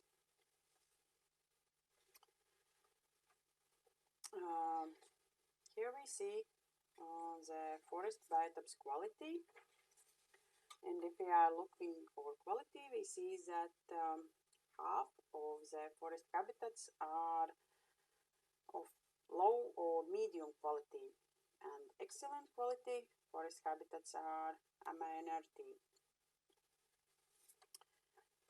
And 76% of forest biotops are owned by the state, and just 12% are owned by corporations or private persons.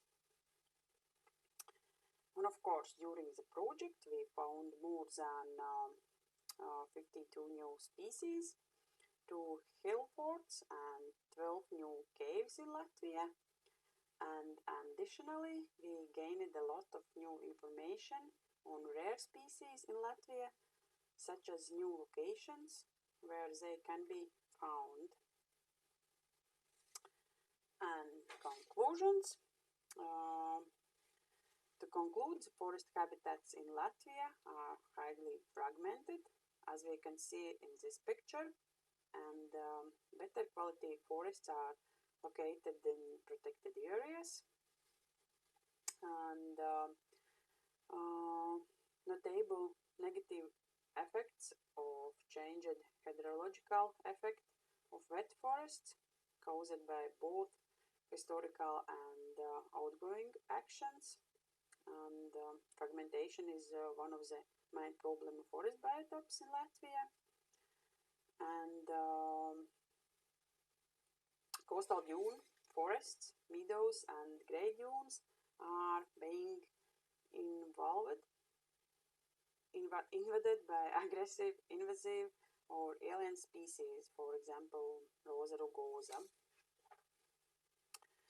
So, and interestingly, a note, we are one of the first countries to have completed a field-based inventory of EU protected habitat areas across the whole country. And if you have any questions, please contact us by email. And thank you for your attention.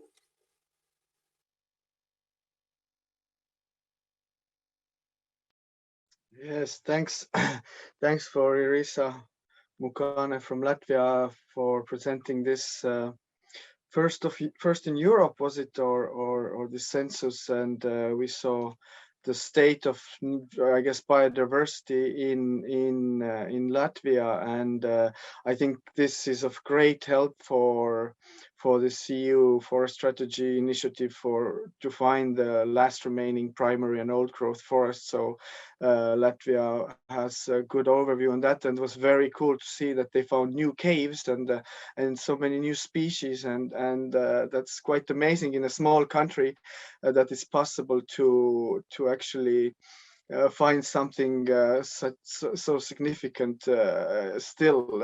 So I guess for other Baltics and other countries, there's potential to find really cool places. But now it is 20, depending on where you are, 15, 20 or 16, 20. And we will continue now with the panel discussion. So we will have plenty of time to go over many of the topics that are interesting to different people. But before, before Ieva, when I give floor to you, I will show some 2 slides myself, if you can let me. Yes, of course.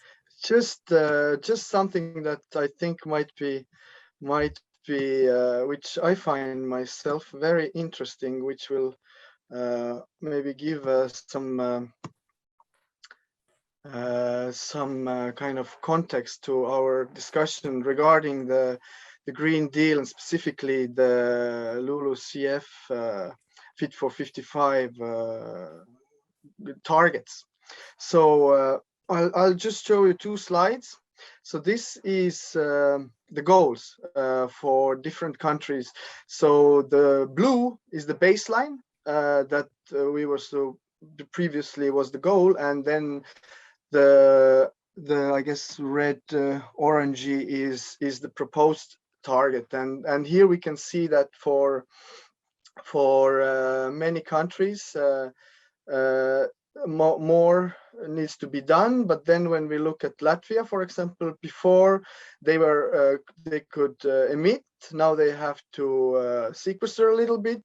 For Lithuania, they have to sequester a little bit more.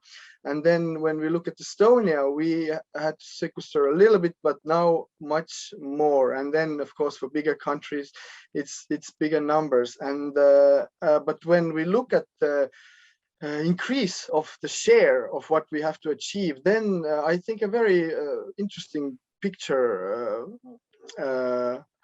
arrives. So so the relative share of what needs to be done more is kind of very within the reason of or within I guess reachable targets. But when we look at Hungary, Germany, and Estonia, then we have to increase 400, 600, or even 700% from the target that we had previously. And some countries like Portugal and Slovenia and Czechia, they have to do less than previously was expected. And here I find this to be rather interesting, because for an increase of 400% from what was the previous goal is very different from when it is 50 or 20% or less. So this is the reality today, and that's why this relates to also the question of what was in the chat, that how for Lithuania, for example, the target is not as dramatic it is for Estonia and even for Latvia. So this is something that we can keep in mind. And now I will stop share, and now I give the floor to Ieva Saleniece from Life IP Latvia Nature, which is a cool acronym, Latvia Nature. She's a project manager and works at the Nature Conservation Agency in Latvia, and then we will hear about what they are doing. So floor is yours, Ieva. Okay, thank you. And good afternoon, everybody. And thank you also for those 2 slides. I note a comment from Andis in a chat. And I think it's true that ambition requires a lot of work to be done. But so far it has been very interesting session already. And I'm very pleased to tell you more about another nature project undertaken by Nature Conservation Agency of Latvia. So indeed, it's a live program funded, it's integrated project. And thank you for calling it a cool acronym. It's Latvia Nature with a full title, Optimizing the Governance and Management of Natura 2000 Protected Areas Network in Latvia. The project, yes. So the project is a new one, and it will be implemented for 8 years. And it will specifically look for the strategic document in nature sector, prioritized action framework for Natura 2000 in Latvia. And the project will be based on the complete survey obtained by the Nature Census project, what Irisa presented before a break. And the main objective of the project is to look for improved conservation status of habitats and species. And we will endeavor to achieve that objective via improvement of efficiency of Natura 2000 network through science-based approach. We will look also for development of effective motivating mechanisms to support consistent nature conservation also on private land. And quite importantly, for the context, we want to strengthen the capacity and involvement of all stakeholders in the nature sector. It's just like a quick slide to remind you how Latvia looks like, and terrestrial habitats, it's a scope of the project, and marine territories are not looked in our project. And here you can see that Latvia Nature project, which will be implemented for those 8 years till 2028, it will be one of those projects what in Latvia we are able now to implement once the data are available from the Nature Census project. So you can see those like little bricks, like results, which will be fully available by the end of the year. They are the best actual data, and basing on that, we will go forward and looking into this vertical timeline. We will work with the favorable reference values for the EU important species and habitats, and we will look for the efficiency of Natura 2000 sites.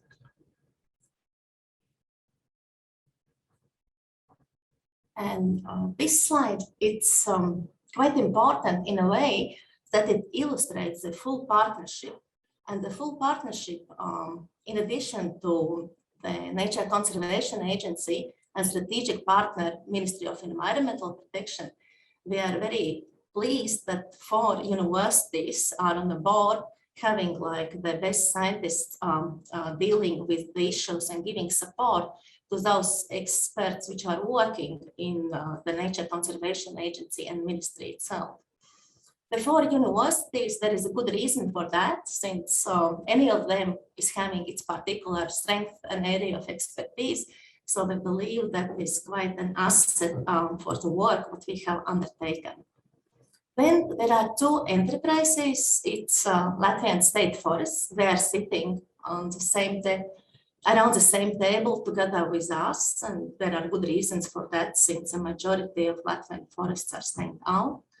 And we are having Latvian Rural Advisory and Training Center, which is possesses very important means to deliver knowledge what we want further to the stakeholders. And there are NGOs on board as well. Being quite aware that time is limited, especially for presentation this afternoon, this slide in a nutshell can explain the main themes what we are looking in the project. And there are two streams. There are three focus groups, having forests, having grasslands, and an invasive alien species. So those three are themes what we have in the main scope of the project. And the work is organized with advice and expertise of experts in three thematic blocks.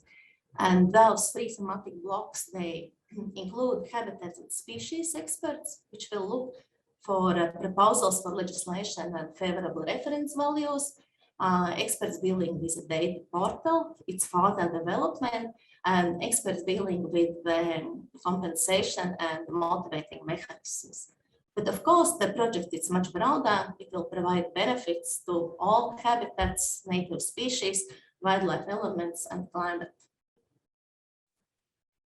As I mentioned, one of the focus groups is forests, and it's quite clear that Latvia is one of the countries where forests are very important.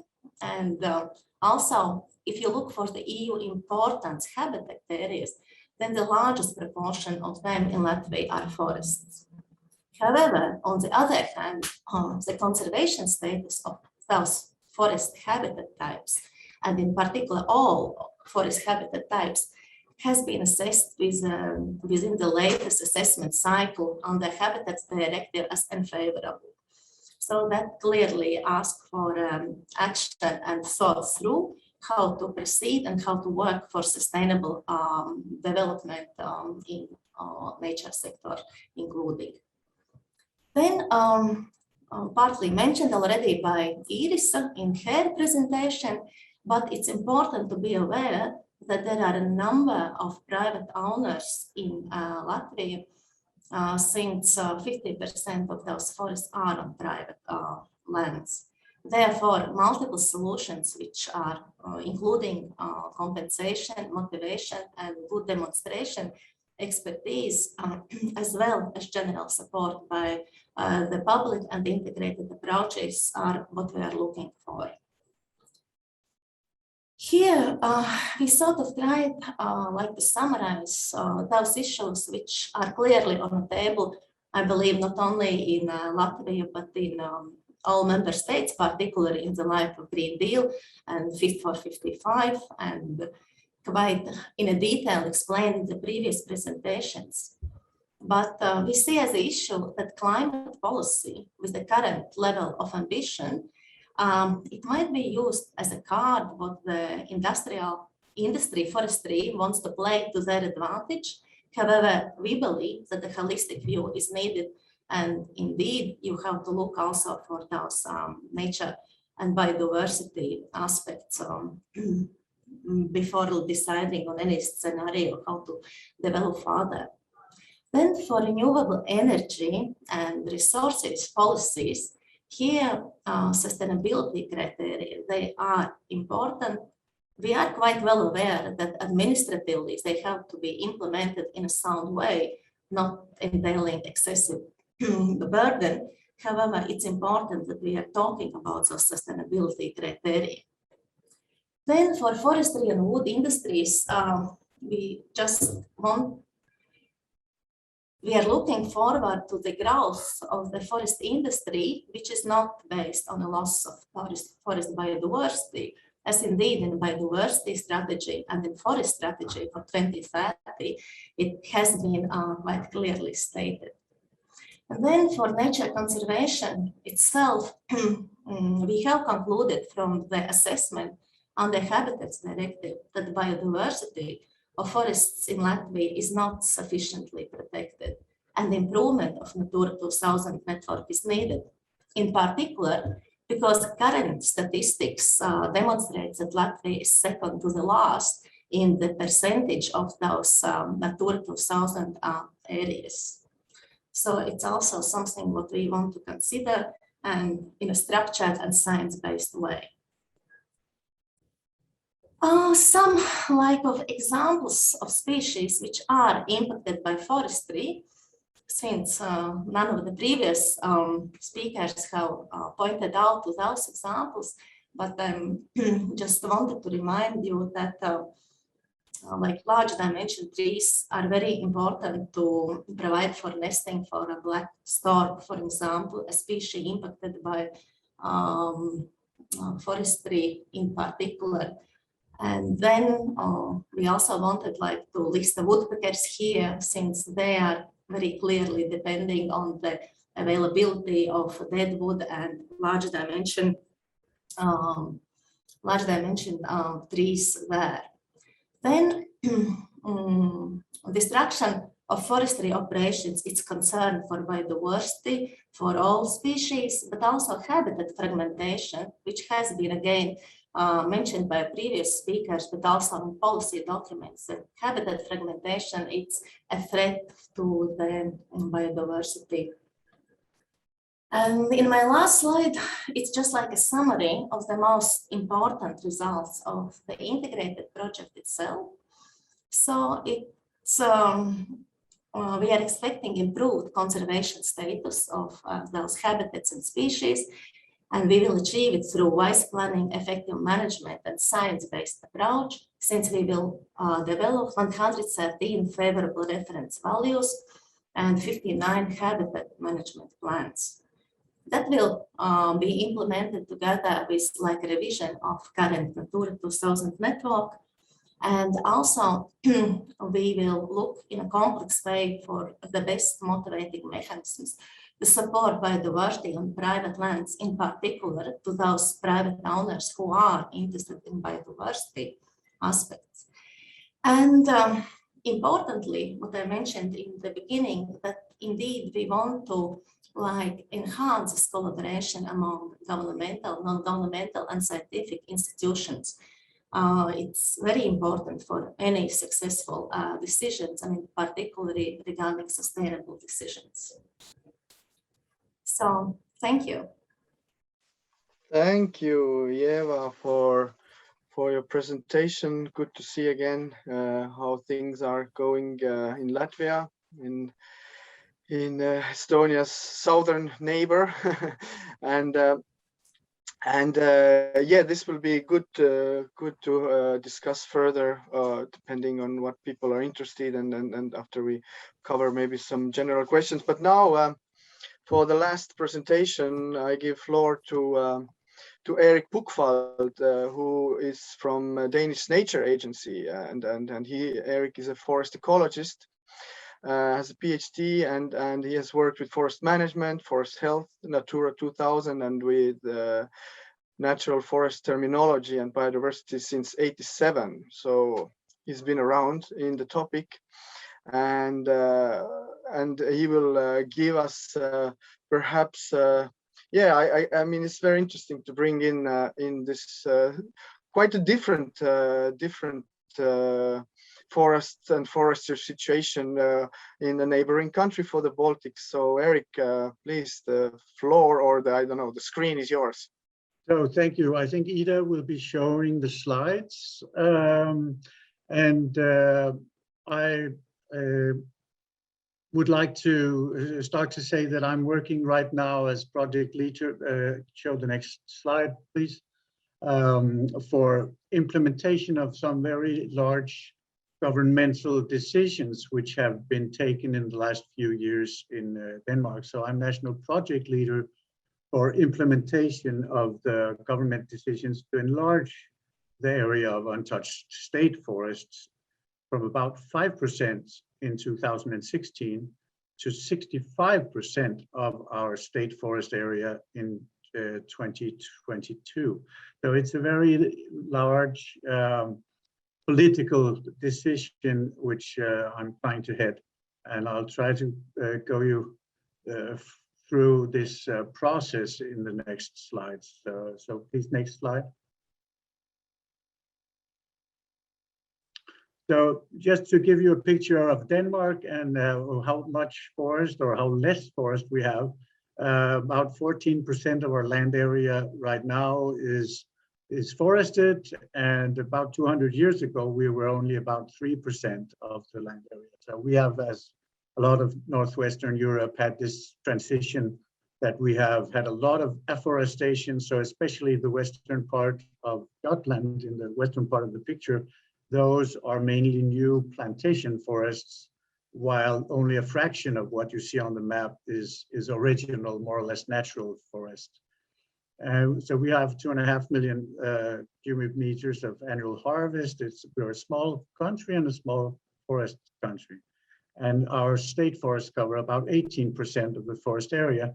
And we'll come back to that because the politicians have decided that instead of protecting the correct places for nature protection, they say, okay, we'll take more or less all of it in the state forests, and I'll come back to that. Next slide, please. So the main work and the political interest for this, of course, came from the Aichi targets, the UN conventions, and the EU biodiversity strategy. And so these were the main basis of our work, and now they are, of course, updated with newer targets and strategies. And we've talked about the EU Forest Strategy and Biodiversity Strategy 2030. But the main work here in Denmark, next slide please, has been based on these earlier things. So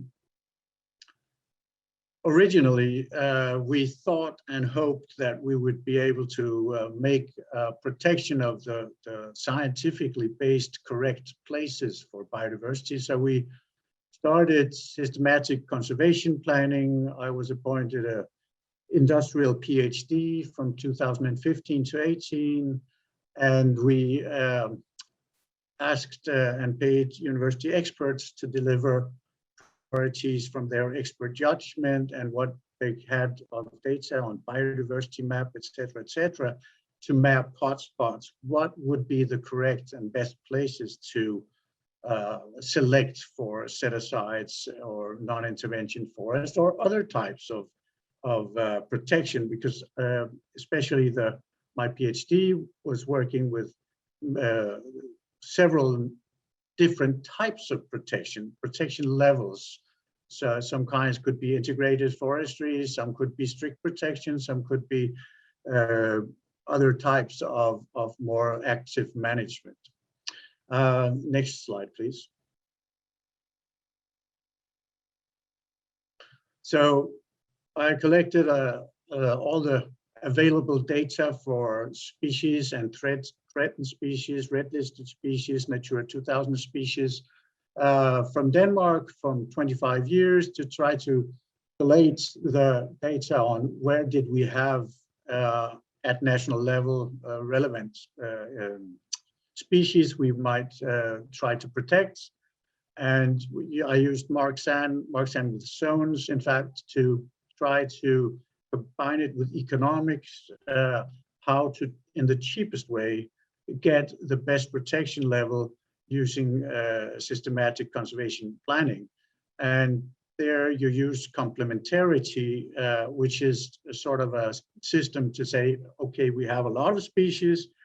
Let's say we have a target that each species, we want to protect it in the right way for that species, at least 5 sites for each species at national level, so that in all species should ideally have at least 5 sites where they get what they want and what they need. And what they need is very different. So most species in our forest landscape, especially in Denmark, where we have a lot of species which have gone extinct already. So most of the species we still have left, our studies show they can be helped by integration. That means in the forest landscape where you have forestry, you have recreation, you have hunting, you have all sorts of interests, but most of the species can be helped by integrating them in the forest matrix, including silviculture. But there were some species also which, from an ecological point of view, need more segregation. We could call it untouched forest, or strict protection reserves, or minimum intervention reserves. There's a lot of words for that, but some kind of much more strict protection with no forestry. Next slide, please. So the political government decisions were starting after 25 years of not too much political interest in this in Denmark. In 2016, the government at that point made a baseline of how much did we have of reserved set aside forest already, untouched forest we call it. Was about 1% of our forest area, 6,000 hectares. It's not much in an international view, but that's what we had. So the government decided we need at least extra 10,000 hectares, and it should be put in the state forests as a starting point, and we'll put some money also to find some private forest protection. And they put a large effort that we will put these sites in the correct places using science-based systematic conservation plan. And then this was done and finalized in 2018, and that was fine. But then we got a new government. They said, oh, no. We need much more. This is not enough. And they decided in the first place to say 6,000 hectares more untouched forest, and to stop commercial forestry at once in all designations which were on the way or potential. And then again, last year, 2020, they even made a decision, okay, we want to go up to 75,000 hectares of untouched forest, again, mainly in state forests, and to sort of more or less, that will take care of more or less all state forests. And they didn't take the science-based recommendations into account that, in fact, if you want to set aside 75,000 hectares in Denmark, the correct way from a scientific point of view would be to put about 50,000 hectares in the private forest lands, and maybe 22 or 25,000 hectares in the state forest. But the politicians say that's too difficult, it's too costly. We'll put the whole area in the state forest areas, because that's politically seen as easier and you can do it quickly. So next slide, please. So they decided we'll kick out the science-based way to do it. Next slide, please. So the process now we're working on is to try to find out how to do it in a good way. And we have, from a political point of view, only received 6 years of transition period in native forest lands in our old, what you could call ancient woodland regions of Denmark. We have 6 years to kick out exotic plantation stands and to restore planted stands with an even-aged structure to more natural stand structures, restore hydrology, reinstate naturalistic grazing, etc., try to make it a more natural forest at least. In the western and northern parts of Denmark, most of the state forests are afforestation, plantation regions where you have had heathlands earlier. So a lot of the area is non-native tree plantations. And in those areas, we have 25 years to try to make it into a more natural situation. And of course, we do have threatened species and red list species in those areas, but they are not the most efficient places to make this kind of effort. But that's what the politicians have decided. So next slide, please. So the take-home messages from our process has been, okay, we can have a lot of science-based, very good solutions, options, and showing how you can do these things cost efficiently, but politics don't always follow the science. So we've had this very high change from a political view, from 1 to 12% of the national forest area, and from 5 to 65% of state forests being kicked out of forestry. over into reserves. So it's very important to involve people, science, and politics, because whether you like it or not, sooner or later you will get some kind of policy decisions which will really turn your table over and change the whole situation. So I'd say our conclusion is that forestry, at least in the state forests in Denmark, is very vulnerable to these politics, and it's really exporting, in my point of view, the biodiversity crisis issue, and maybe also some of the climate stuff, to other countries, because we will be needing to import wood products which we cannot deliver ourselves now. And the state forests we had, and now they're changing to reserves. They were with a very good infrastructure for forestry and with high production forests and a lot of exotic species and all that stuff. So we have changed the situation quite dramatically. So thank you.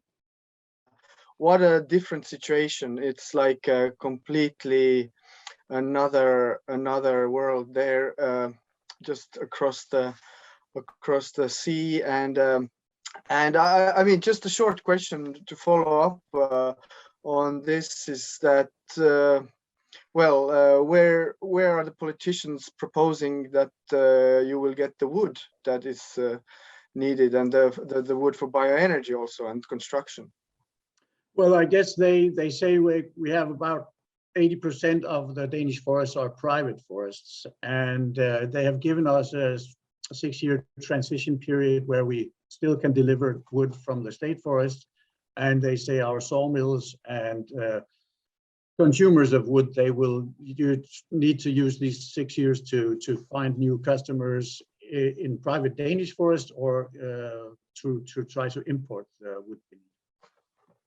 Yeah, all right. So now we have an hour to discuss all these things that we heard, and we can take questions from the audience. We have right now 57 people in total, 7 presenters, so 50 participants, which is very nice. I'm sure there are many questions, specific and general, and I just I guess to start the discussion and the panel, I mean, what we see is that like the countries and EU, we want all to do well in all of the aspects of the biodiversity, for the bioenergy, for wood, for social aspects. But what we know is that we can't really maximize all of them, and we have to find a balance point somewhere. And I guess the big question is where this balance is, and who knows, and who will say, and how this will be decided. And I guess many people have strong opinions that they know, but then the governments, we have to in the governments and then in the state sector to find a good situation. And then of course the Green Deal, that's what it is all about today. We are turning Europe more green, trying to do this very rapidly. This requires a lot of effort. And maybe then I start with some general questions from all of our presenters. So we had Kristjan, Guntars, Nerijus, Āris, Ieva, Erik, and we heard about the forestry and the biodiversity in the Baltics, and also in Latvia, especially biodiversity in Latvia, and then the forestry and biodiversity in Denmark. And so perhaps I don't know if somebody wants to reflect from the panelists of this. What did we learn, and what do we think the way forward to this greener Europe is? Maybe Nerijus. Yeah. Okay. Thank you. So I could start then, and then. Like I was presenting in my presentation already, the keyword would be the new balance in our case, if we speak from the Lithuanian perspective. However, it is not so easy to find this balance, and it would be very good if this solution is science-based solution and not only emotion-based solution. What I'm hearing from this example from Danish colleagues, it is always easier to make a political decision looking to the state forests and not to the real science-based situation, and this risk is in all countries. Lithuania is not another what we have similar also situations when we go the easy way to put a restriction, and this is easier to make on the state forests, but somehow not looking to the scientific background. And I appreciate very much those new methods of scenario modeling and providing the comprehensive materials for the decision. But of course, it is not. It is easy to say and not so easy to convince the policy makers to make the right decisions. I'm not saying that the forestry or forest management that was until now is not valid more or not good. It is okay. If we look to the potential now we have now in the Europe, this potential is created by basically by the foresters, by the forest management, and also the biodiversity or the protected areas. Most of them are on the managed forests and not on the so-called primary forests, because in Europe we do not have only very small amounts of those primary forests. Therefore, my understanding that this balance must be even by finding new balance, but must be kept. We cannot switch completely from one model to 100% another. But sorry, I'm speaking too long, probably. Yeah. Thanks, Nerijus. But I just you said primary forest and old growth forest. I'm wondering, Erik, in Denmark, where will you find your primary forest? Well, we have a very small amount. I have been involved in this work, and I'm co-author of this mapping of primary and old growth forest of Europe. And they have been also using some of the definition work I made for FAO in 2005. We do have a small amount in reserves, but what I think is important, at least in general, and not only in Denmark, is that we need to look carefully in the forestry sector to protect and also clarify natural forests, meaning the ones that have come by themselves, not planted, and to be very careful that is, in a very general sense, the nature and the public, they see a planted spruce stand as a plantation, as a very artificial stand. It has a lot of recreational and biodiversity and climate and resilience problems. So we have to be very, very acutely aware that transforming our natural forests into spruce plantations is a major problem. And it is seen as a major problem by a large portion of the public. And when we have storm calamities and bark beetle calamities and climate change, there is a great risk that our new spruce plantations from this decade will not be able to become 60 or 80 or 100 years old because of climate change in large portions of the regions we're talking about. At least in Denmark, the climate what do you call scenarios, they say that spruce will not be able to thrive or maybe not even survive in Denmark in 50 years from now. Yeah, yeah, climate change and a lot of uncertainties, a lot of changes in disturbance regime, and so the adaptation and the mitigation, all forest that has to somehow cope with through, I guess, a lot through the management of people. But now let's see if we have somebody from Latvia, but let's turn to Estonia. Kristjan, so you today many times people mentioned that in the state forest it's easier to do things. How do you see the state forest? You know, what's your current feeling on the Green Deal, and what do you see as coming ahead for Estonian state forest, or maybe the whole Estonian forest? Thank you for the question. I'm not, again,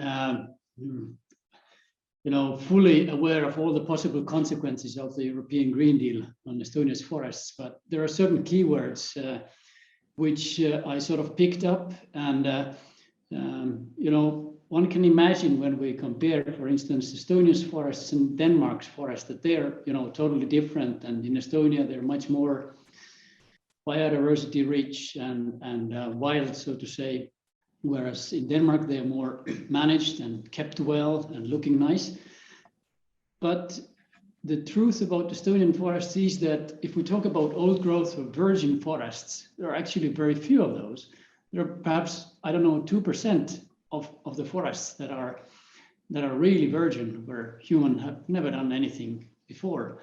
And the remaining 98% is in various stages of naturalness. Those reserves and forest areas that were established 50 years ago based on managed forests, they have developed naturally. They have achieved a certain degree of naturalness, but then, very large area, also in state forest, is still managed forests, often even-aged. Yes, there are one or more species in stand composition, but they are still sort of managed with a purpose to harvest them at the time when they provide the greatest timber value. It's high quality of timber, which means they mature at the same time. And now when we think about the future and think about the need to increase forest reserves, carbon stocks in the managed forests, it is a real dilemma, for me at least. How do you turn a managed forest into multi-layered, natural, resilient stands? And I think in a way, this 25-year transition period that was given to Danish foresters, it's going to be a real challenge. It's going to be a real challenge. And for us, well, I think that transition or the increase of strict protection in state forests or in Estonia as a whole has not been so drastic, but still it has been rather, constant. Every year, certain areas that were formerly managed are turned into protected areas. And one thing that we have not addressed today in Estonia is how do we, I don't think management is the right word because people hate management in protected forests, but how do we design protected forests so that they are able in the future to function naturally, so that they don't need input from people and can sort of evolve naturally. And for me, moving away from clear cuts into more like continuous cover forestry, these are the great challenges, even if we are allowed in the future to manage large part of our forests, how to do it in a different way so that it's beneficial for biodiversity, for the first point, climate, but also to the economy and the forest owner. So these are the sort of my thoughts that I have on this question. Thank you. Yeah, and Erik, you have a comment on that. Yes, two points. One on the continuous cover forestry, where we in Denmark in 2002 decided to change the state forestry into continuous cover forestry, and we were on the path. And we had a theory when we started that this should be able to be done with no economic loss, and with no loss of production capacity, and with no loss of biodiversity or recreation. And in fact, it seems that with the help we have gotten from universities, that at least in the process we did proceed with here in about less than 20 years, it has been possible to keep the same economic or even better economic results, because the cultivation and clear cutting economy, we didn't have to plant so much, we didn't have to plow so much, or silviculture activities were lower, so lower cost for that, and we were able to harvest even it's a little bit more difficult to harvest when you do continuous cover forestry, but it turned out that our annual results were just as good as we had usually had. And recreationally and biodiversity have been very much better than before. So I'd say there is a potential for continuous cover forestry to have a larger role, both for climate, for biodiversity, and also for economy. So that was my one point. The other one about how to manage set-aside reserves, that our researchers in Denmark and quite a lot abroad have been very focused that we need to reinstate some kind of naturalistic grazing regime with large herbivores. You can have too high grazing level, but you can definitely also have too little grazing. So if you only have roe deer and rabbits as the last herbivores, and you don't have any elk or moose or horses or cows or bison or anything, it's too little for biodiversity. So if you make untouched forest and you don't have any grazing animals, you will get an unnaturally dark and dense forest given time. Yeah. Yes, exactly. I encourage everybody from the audience to either write questions on the chat or ask to be on the video and audio and ask question. But I ask Ieva now about the Green Deal and Latvia and biodiversity and maybe forest management. What do you think about what will the Green Deal or the EU forest strategy or this bring to biodiversity in Latvia and forestry in general? Yeah, thank you for the question. And I think it's quite important that Green Deal has also biodiversity strategy and forestry strategy. So it really motivates to look for this multifaceted issue together, not only for sustainable forestry, but also for the biodiversity in forests and forest habitats. As I tried to explain in my presentation, in Latvia, we clearly see that biodiversity is not doing well in Latvian forests, nor in Latvian forest ecosystems.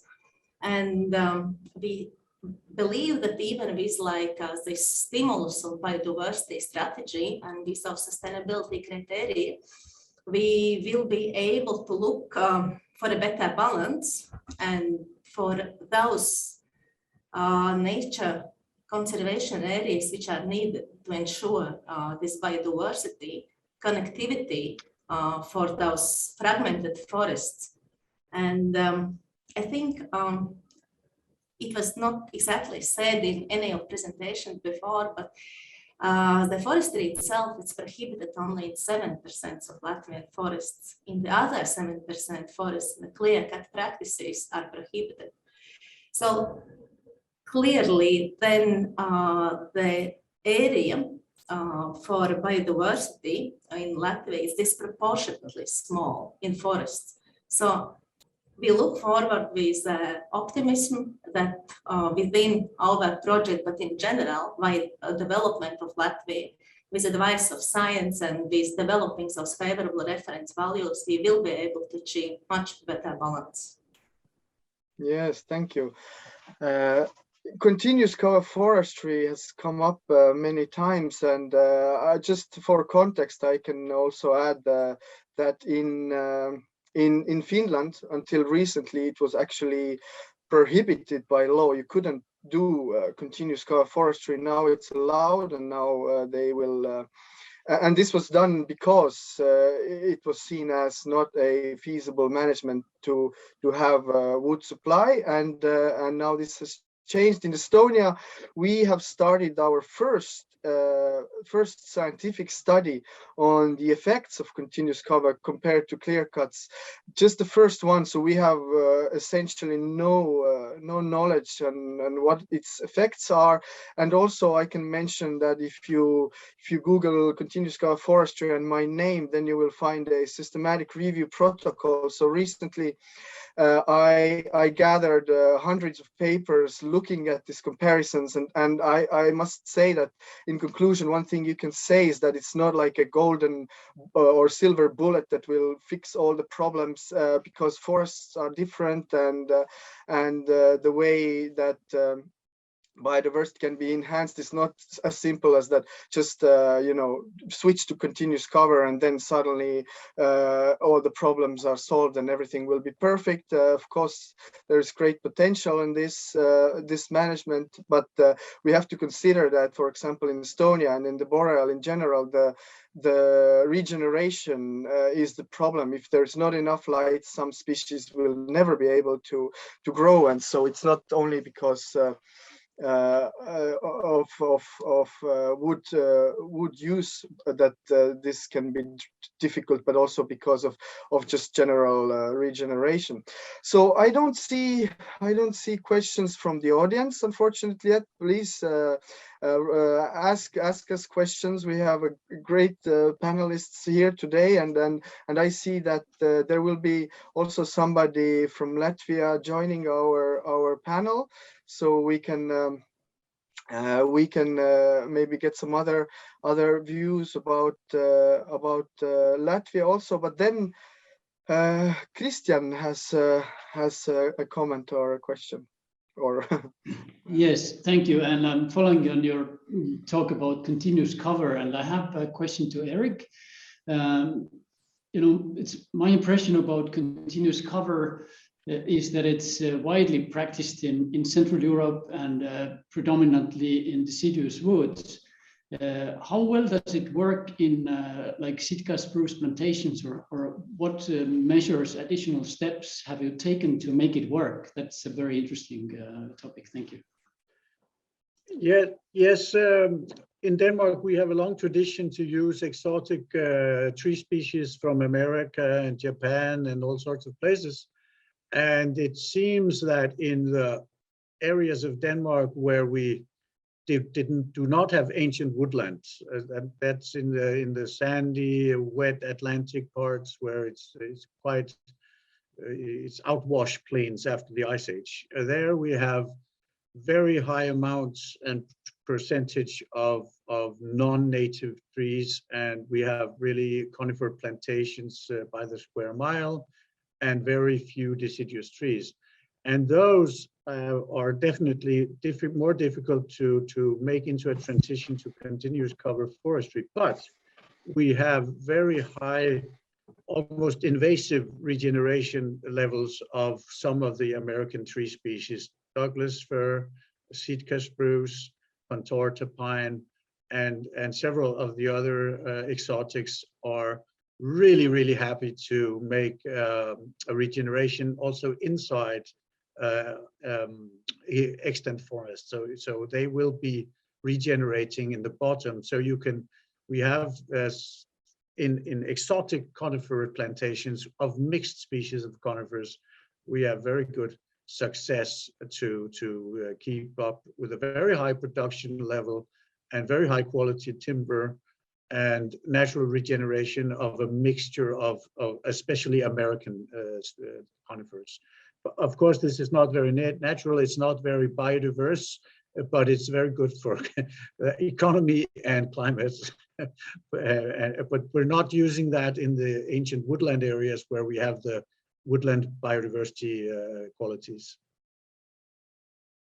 Yeah, so there is a lot to learn from Denmark, and perhaps we can see if in the Baltic states we can use some of this knowledge. And I remember, Erik, you told once that you don't really have also much scientific evidence of the effects of the switch yet. So, or what's the situation? I mean, it worked basically. It worked, but science is still not there, or?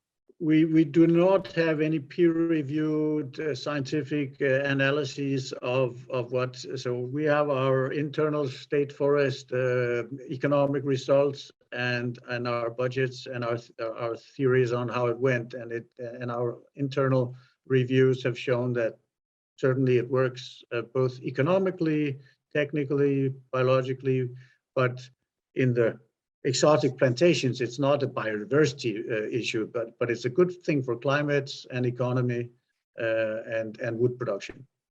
Yeah, you know what's interesting is that previously when I was a scientist, I had a really good project proposal in Sweden to study continuous cover and clear-cut forestry effects to biodiversity, economy, and the social aspects. But yes, Inge, just a second, and then my project I tried 3 years. And I mean, seriously, it was a good project, and I did not get funding because although right now we're discussing it and it seems important and interesting, it was not interesting enough in the national level science to get this funding. There are so much more other topics that were even more interesting. So that then I realized, you know, it's just kind of maybe not so important in national level in many countries. But yes, Inge. Yeah, so it was actually along the same lines that I wanted to ask about monitoring systems to see if what is being implemented, if that actually achieves the goals that it sets out to achieve. So wanting to ask in each country, in fact, I mean, we've seen in Latvia, they have this Nature Census. Do you plan to continue or to repeat it again, maybe in 5 years or 10 years, to be able to see what's the development like? And also Estonia, you're also setting aside forests for protection. Do you also have monitoring systems in place? And I don't know, it seemed from the slide you showed, Meelis, that Lithuania is maybe closer to the goals compared to some of the other countries. But anyway, I mean, do we have monitoring systems in place, or what are the differences between countries in the prioritization of that? All right, so who wants to comment on that? Nerijus, yeah, go ahead. Yeah, maybe if I right understood, we are speaking about this carbon sequestration or this targets in LULUCF sector. If about that, then I was actually thinking more about biodiversity. Yeah, but you can answer for both. I'm thinking that there are probably more for carbon because of the conventions, and we need all countries need to report to the conventions. But maybe I'm more in doubt about biodiversity. But it would be interesting to hear if there are initiatives on both issues. Yeah, about the biodiversity, I would not say that we are closer to the target in comparison to other countries. I showed in my presentation that we have still areas to protect better in terms of biodiversity protection, and this is for different types of of the habitats of community importance, the situation with the quality of those forest habitats are also not so good. And for the answering the question about monitoring, the monitoring system is under creation. It is not completed yet in Lithuania. We are still working on this monitoring system, but the separate projects are evaluating the situation. And also currently in Lithuania, we are working on recommendations how to okay, the management is not the right word for that, but how to improve the quality of those forest habitats of community important. And some those recommendations are not finalized yet, but in some cases it shows that imitation of natural processes are needed, and those processes sometimes are similar to the forest management we are performing, and this is somehow naturally because we have those habitats in our managed forests. Okay, there are additional measures are needed. I would say not management, but measures to improve the quality of those habitats.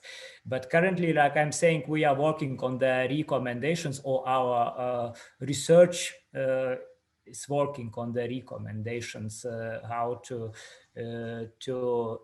properly manage or to improve the quality of those forest habitats. Those are under protection or will be under protection in the nearest future. That's about the biodiversity. Yeah, the topic of today's event also includes bioenergy. So I think we haven't talked much about bioenergy. So let's take some time now and discuss these issues. I mean, we are, we want to achieve our biodiversity goals. We have new sequestration goals. At the same time, we need wood, and we want to use wood, especially instead of other energy-dense materials. And we need to get this wood from somewhere. So then, like we heard, and in Lithuania, it's 80% of renewables is wood-based. I think in Estonia, the number is around maybe 60%, depending on how you calculate exactly. And I think in Europe in general, I have this figure somewhere, but it's very, very significant. So there is no realistic renewable energy future without the use of wood residuals, of course, considering the cascading principle. And of course, then there are some people or some groups who say, well, wood is actually not a renewable energy source. And so I would then ask maybe from each country your thoughts on the use of wood for bioenergy, and what's the current direction, and what are the countries discussing what should be done and how it should be done, because as I see it, there is no renewable energy without use of wood. So that's it's a pretty hot topic, I guess, everywhere. So I don't know who wants to start. Yeah, okay, Nerijus, go ahead. Yes, we have some potential to increase the using of wood for bioenergy, at the same time keeping this cascading principles. But this potential lays, in our case, basically in those unmanaged forests. I showed in my presentation those reserved for restitution, and those are basically from the lower quality deciduous stands, mainly gray alder stands. Those have not so high biodiversity value, and there is some potential to increase the supply of wood for bioenergy, respecting the biodiversity protection and also respecting the cascading principles. But this is specific for Lithuania. I mean, because we have those 7.5% not used properly yet, but also not of high biodiversity value. Mm-hmm. Yeah, exactly. And Āris Jansons has raised hands from Latvia, so let's hear some Latvian reflections. Yeah, thank you. About biofuel in Latvia. We had wait, can't hear you. Something happened. Āris, we can't hear you. Āris, something with your. It's some automatic regulation. So it's a little bit problematic. Hopefully it's staying now. Okay, let's try. Yeah, is it? No. Okay, that's something.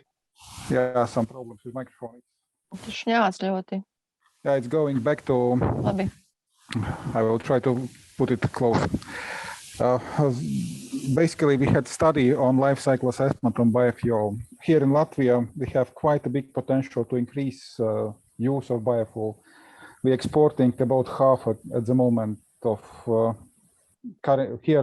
of directly and indirectly produced biofuel. We have direct sources, which is firewood, wood chips, pellets, which comes from timber industry and from forest. But there is still this recycled wood, which is produced abroad from roundwood and from wood products, which are produced in Latvia. So there is, at the moment, we are utilizing about 60% of biofuel, which can be produced in Latvia without increasing of harvest rate.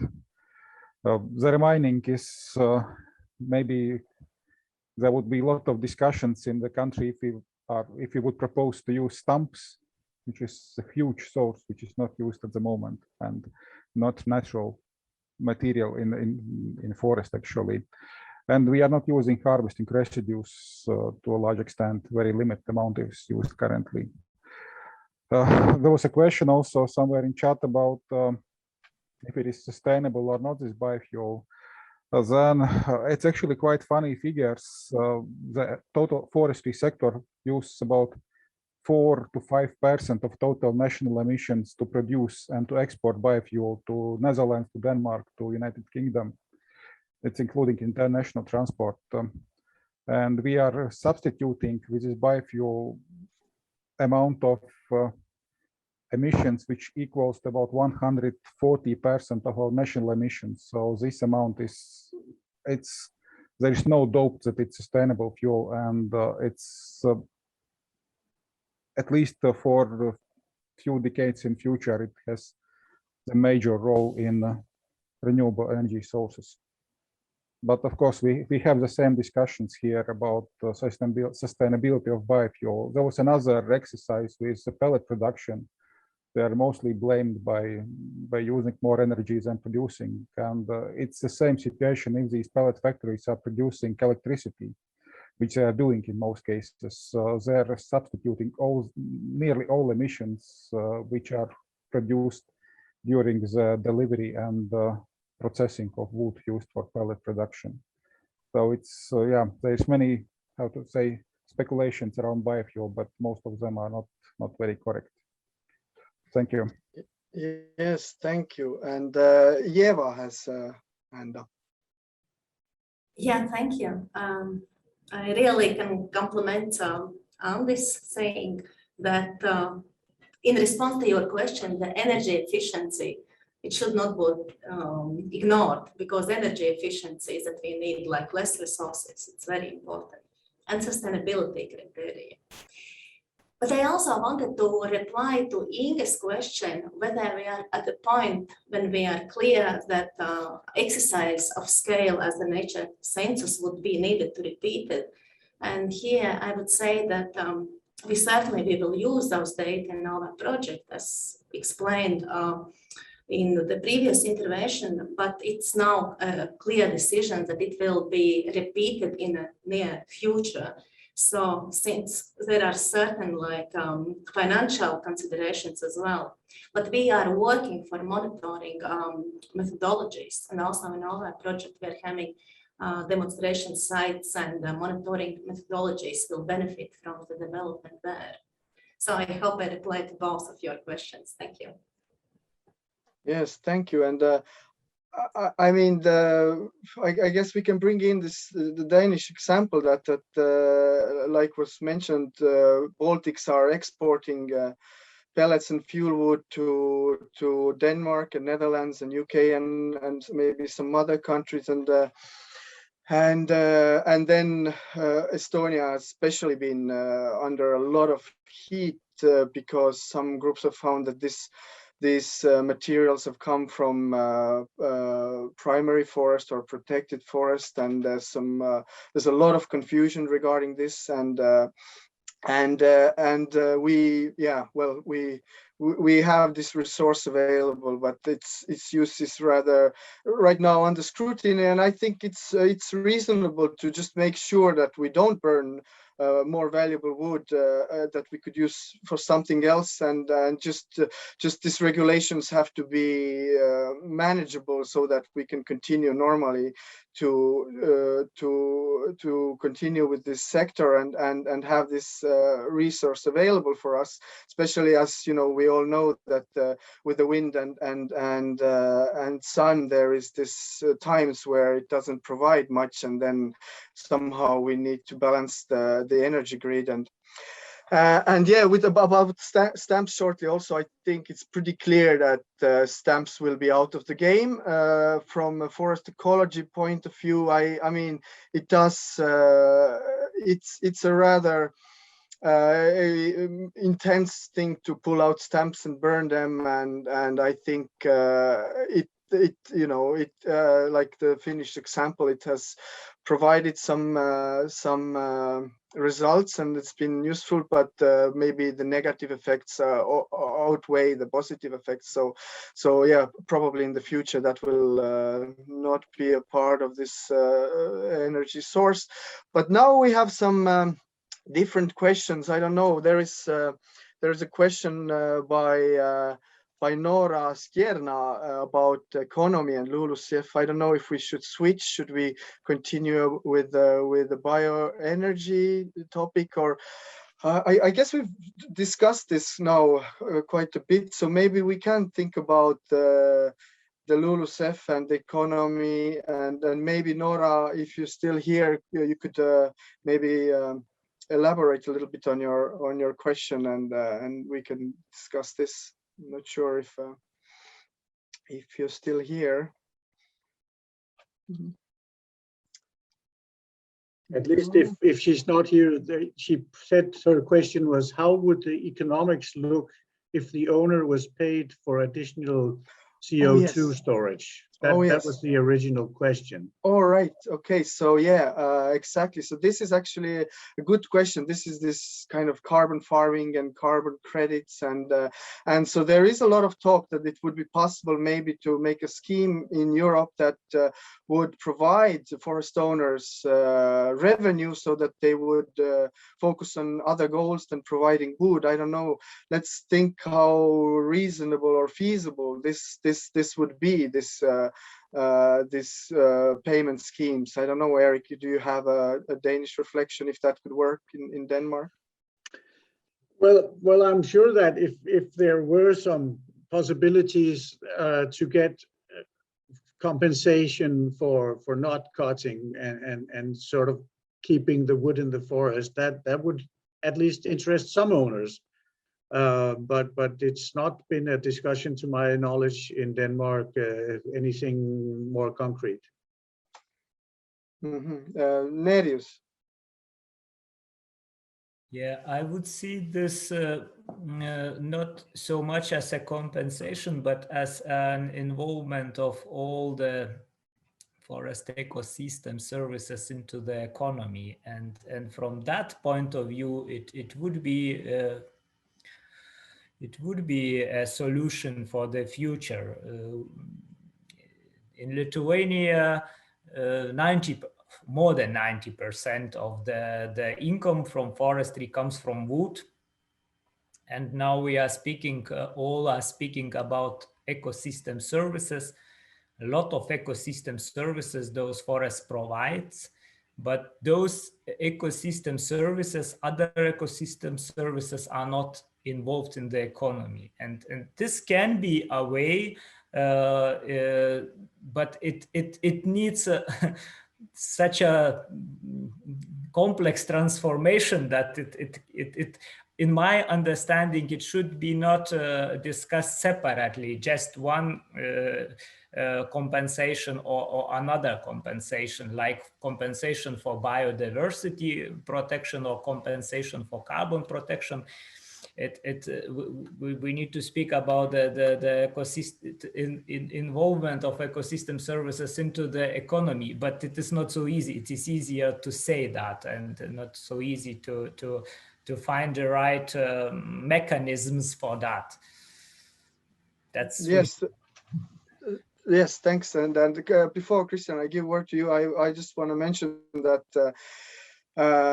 great, of course, all these ideas, but the question actually is, where does the money come from and where does the wood come from? I mean, if there would be today a opportunity to earn significant money from, I don't know, ecotourism or biodiversity conservation, or from I don't know, scenic view that your forest provides, then I feel like it would be already somewhere, but it's not yet. So then if this would be developed, led by EU, then the money has to come from somewhere. And I think a forest owner would not mind if forest owner can get a reasonable value for the forest, then why not to focus on other things? But there currently this Natura 2000 payments, for example, they are not really in the same scale. So it's not really, if you're thinking about owning a forest and being a forest manager and, you know, providing revenue for a family or company, then that's really it's not as simple. It's easy to say, like you say, Nerijus. But now Kristjan and then Erik. Yes, thank you.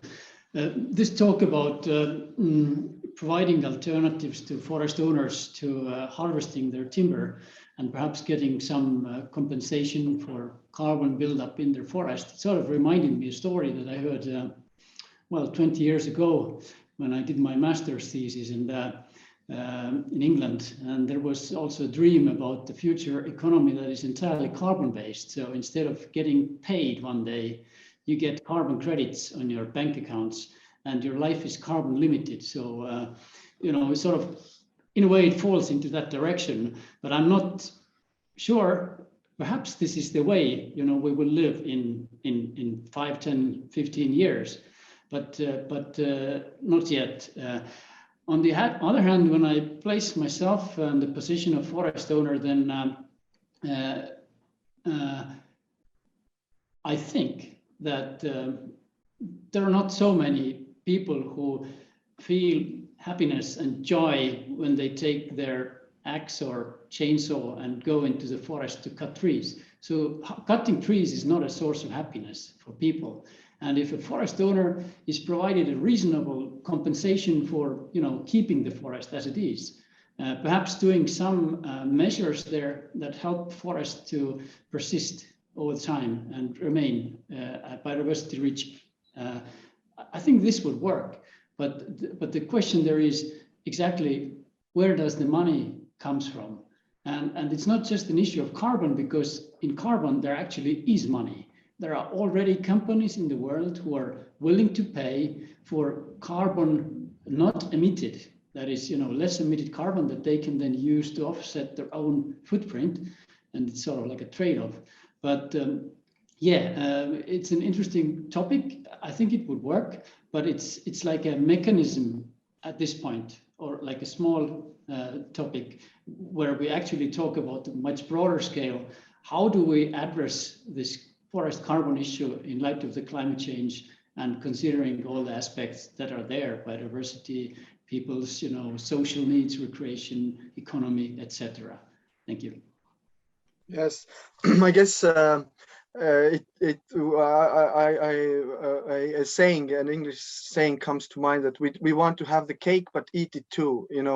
It's unfortunately not possible. So either there has to be a balance somewhere there, so that we could taste the cake and look at it also. But Erik. Yes, well, one kind of answer to the question about where does the money come from for these kind of compensation, or what we can call it, for forest owners. We have in Denmark tried for some time to make what we could call reverse auctions, to try to invite private forest owners to make protection of their forest, for untouched forest, for different reasons, but biodiversity protection has been one of the main ones. But carbon and climate and recreation and whatever could be other things. So when we make this kind of auction, you sort of send out to private forest owners, okay, who will, for the least sum of money, give the best protection of forest for biodiversity, but it could also be for climate. So take sort of their forest out of forestry and production and use it for recreation, for biodiversity, for climate reasons. And then some private forest owners come forward and say, okay, I'd like to do it for 1,000, or I can do it for 2,000 per hectare, or for whatever. So this is a mechanism which can help. The problem is that very many forest owners will not come forward, perhaps not the ones with the most relevant areas, but you need to have this kind of liberal view that the forest owners who would like to join this kind of party, well, they will be the ones you need to talk to, because there's a lot of forest owners who don't want to. And we're not going to make strict rules to do it, that is compulsory. We need to find the voluntary forest owners who would like to go into this kind of party. So. Yeah. I've been thinking there's a lot of this IT companies, new ones, people who've become billionaires in our countries, and they have lots of money. Why are they not investing in the forest to do, all of those things? I'm not sure, because I'm sure they have a pretty good view of what is a good investment for their money, but so far they have not seen that as a option, or have not done that. Erik. Well, we in Denmark have a few foundations with very large economic resources, and they are going into the biodiversity and protection of forests, at least. So our next largest owner of forest land in Denmark now after the state forest is one of these nature foundations, and it's a fairly new one, and it's very active and has a huge amount of money. So it's a good, it's also a good player on the field to have these kind of foundations with huge amounts of money when they get interested in nature protection or climate or whatever. So I have another point which we might come back to. It's about the climate and carbon sequestration. We have, at least in Denmark, noticed that this kind of drainage of peatland forests and drainage of old swamps and bogs is a major problem of carbon emissions and methane and things like that. So what we, at least in Denmark, also are working very highly on is trying to restore the more natural and wet hydrology in the landscape, both in the forest and outside. And our government has also set a very, very high economic resource now to combat the natural burnout of old peatland soils and re-wetting. And I think that perhaps also in the forest landscapes of the Baltics, you have quite a lot of bog woodland and quite a lot of drained forest land, I think, at least in some parts. And so I think that in the carbon balance is a very, very important issue also to look into, to see if re-wetting and stopping drainage can in fact help you reach these LULUCF and carbon emission targets. Yeah, you know, this is a very big topic, definitely in Estonia, I believe, in other countries also, with a lot of wetlands, Finland, of course, also, and there is great potential for climate change, but then there are people, for example, who want to grow blueberries and who want to grow mushrooms and great products, and then there is this peat that can be used for plants to produce wood for us, food for us, and so there are alternative interests there. One thing I just to we got 10 minutes left, but I want to comment on this root rot and continuous cover debate that's been or a chat that's been going on here. That I actually am myself preparing a scientific literature review on root rot in continuous cover forestry or in uneven age forestry, and so I looked at thousands of papers, and I found in the world basically 11 or 12 studies in the whole world that have looked at continuous cover forestry or uneven age forestry and root rot. So it's very, very limited science there, but basically I guess everybody who knows about root rot, it's not hard to imagine that there is no feasible economic way to do continuous cover forestry where you have root rot. That's just not going to work. I mean, you cannot deal with this economically. Okay, but then there was somebody, Anders, had a hand up previously. Maybe there is a participant who wants to ask a question. We still have some time. Would be nice to have Inge. You have also your hand up. Yeah, I just wanted to pick one of the questions from the chat. Bas Heukels, he was asking also some time ago, NGOs recently have sounded alarms on some Estonian forestry law being weakened, which led to greater harvesting and declining forest stocks, and blaming bioenergy for it. Do you know what forest legislation they meant? And together with this, I would also like to ask, I mean, we are seeing that you have this kind of more old forest compared to younger forest, like Kristjan showed with the normal sort of age class distribution. And what's the background for maybe starting to harvest those old forests, and also in relation to protection and so on? Yeah, okay, I guess that's a question for me then. Yes, the source forest area where the wood for bioenergy has come from has received critical and very in-depth looks from different interest groups, including recently a study by which was funded by Greenpeace, and they basically the story was that they said that we have harvested or used wood for bioenergy from primary forest or from protected forest, and we looked at into these details, and most of it was a misunderstanding. For example, one of the issues was that there were some protected areas where the goal of the biodiversity goal was to remove forests to restore the previous state of this land, and for that the trees had to be cut. And so we cut the companies cut the trees to restore nature, and then this wood was used, and then the claim was that this is from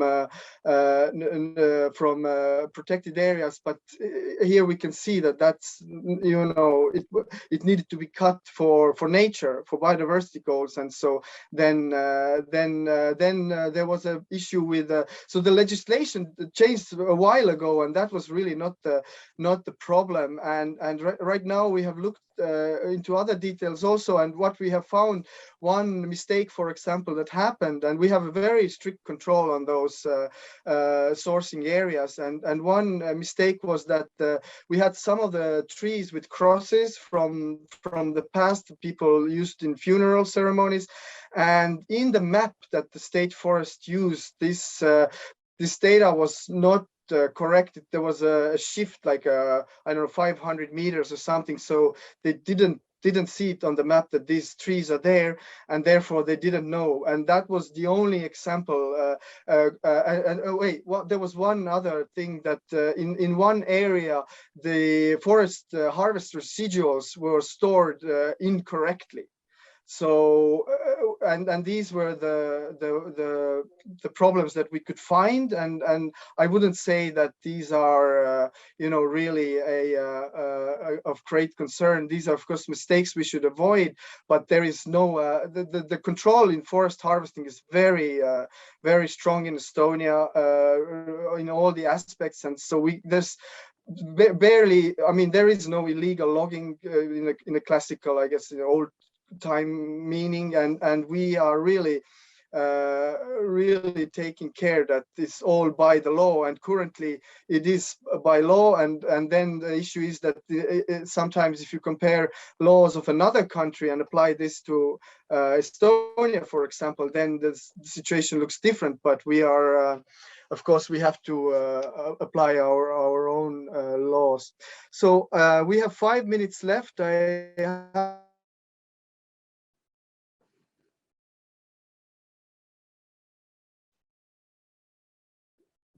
Meelis froze. Yeah, again. I haven't been able to read the chat while talking.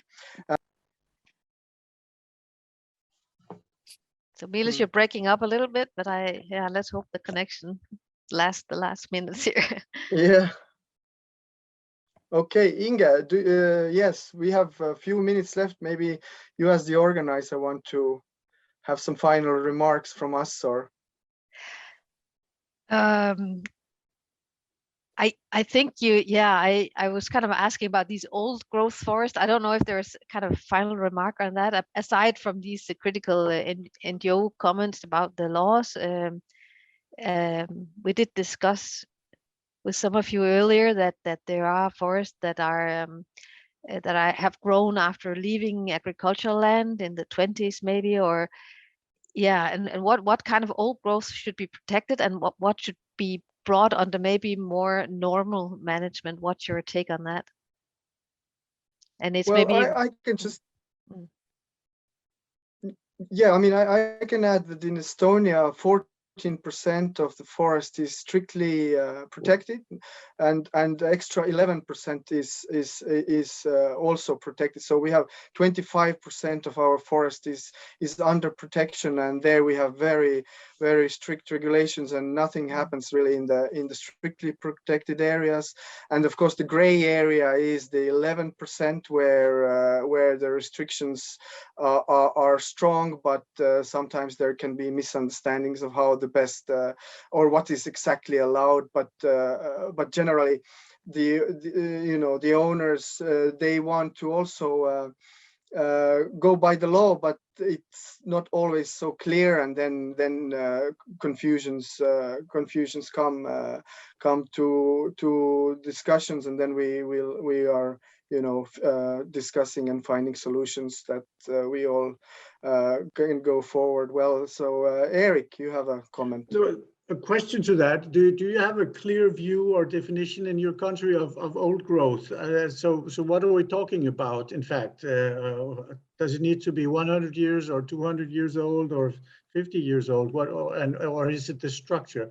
And do you have any kind of mapping or knowledge of where outside of your protected areas, do you have relict old growth forests, a lot of places which are not protected? Because that is relevant for the EU biodiversity strategy. They want to map and find and strictly protect everything which is old growth, and they are struggling in different working groups on definitions and criteria and indicators. Yes, I will try to answer this fast. It's a big topic. I am myself involved in this working groups who are coming up with the boreal definitions, and their Forest Europe and the Convention for Biological Diversity definition standards are the ones we work with, and generally it involves age, previous management, structural diversity, deadwood, and potential for habitat for special or endangered or species that don't have much habitat, and then the question for us. So within this 25% of protected areas, I would say that the most valuable forests are protected. But with these new definitions, we have to be able to make a map layer and see if there are any other potential areas, and then the map has to be precise enough so that we have the capacity to send humans to check what is actually there. But like we heard today in Latvia with the census, they did find some interesting things. So although small countries and people have been around for thousands of years and been everywhere, and I guess looked in most of the places, it's possible that there are some special areas still, and we try to find those. But considering the effort that has been made by so many groups, I think it's not great potential there that we suddenly discover like an unvisited place in Estonia. But the definition point really is that the big question whether it should be an EU-wide definition or a boreal and temperate one, and how specific to a country, because the conditions are so different and the forests are so different, and what goes under a primary definition in one country can be completely meaningless regular managed forest in another country, a plantation.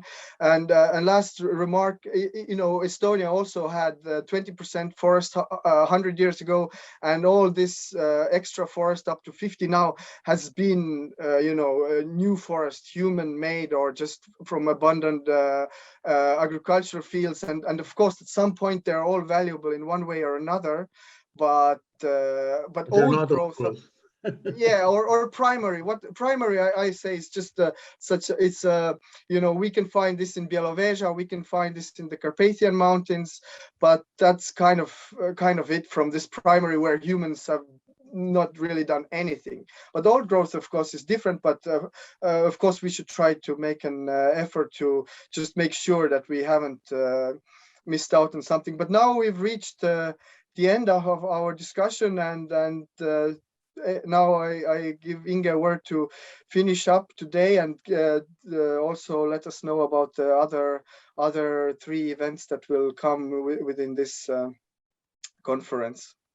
So thank you very much, Meelis, and all panel and speakers and all the participants. I think this has been really great.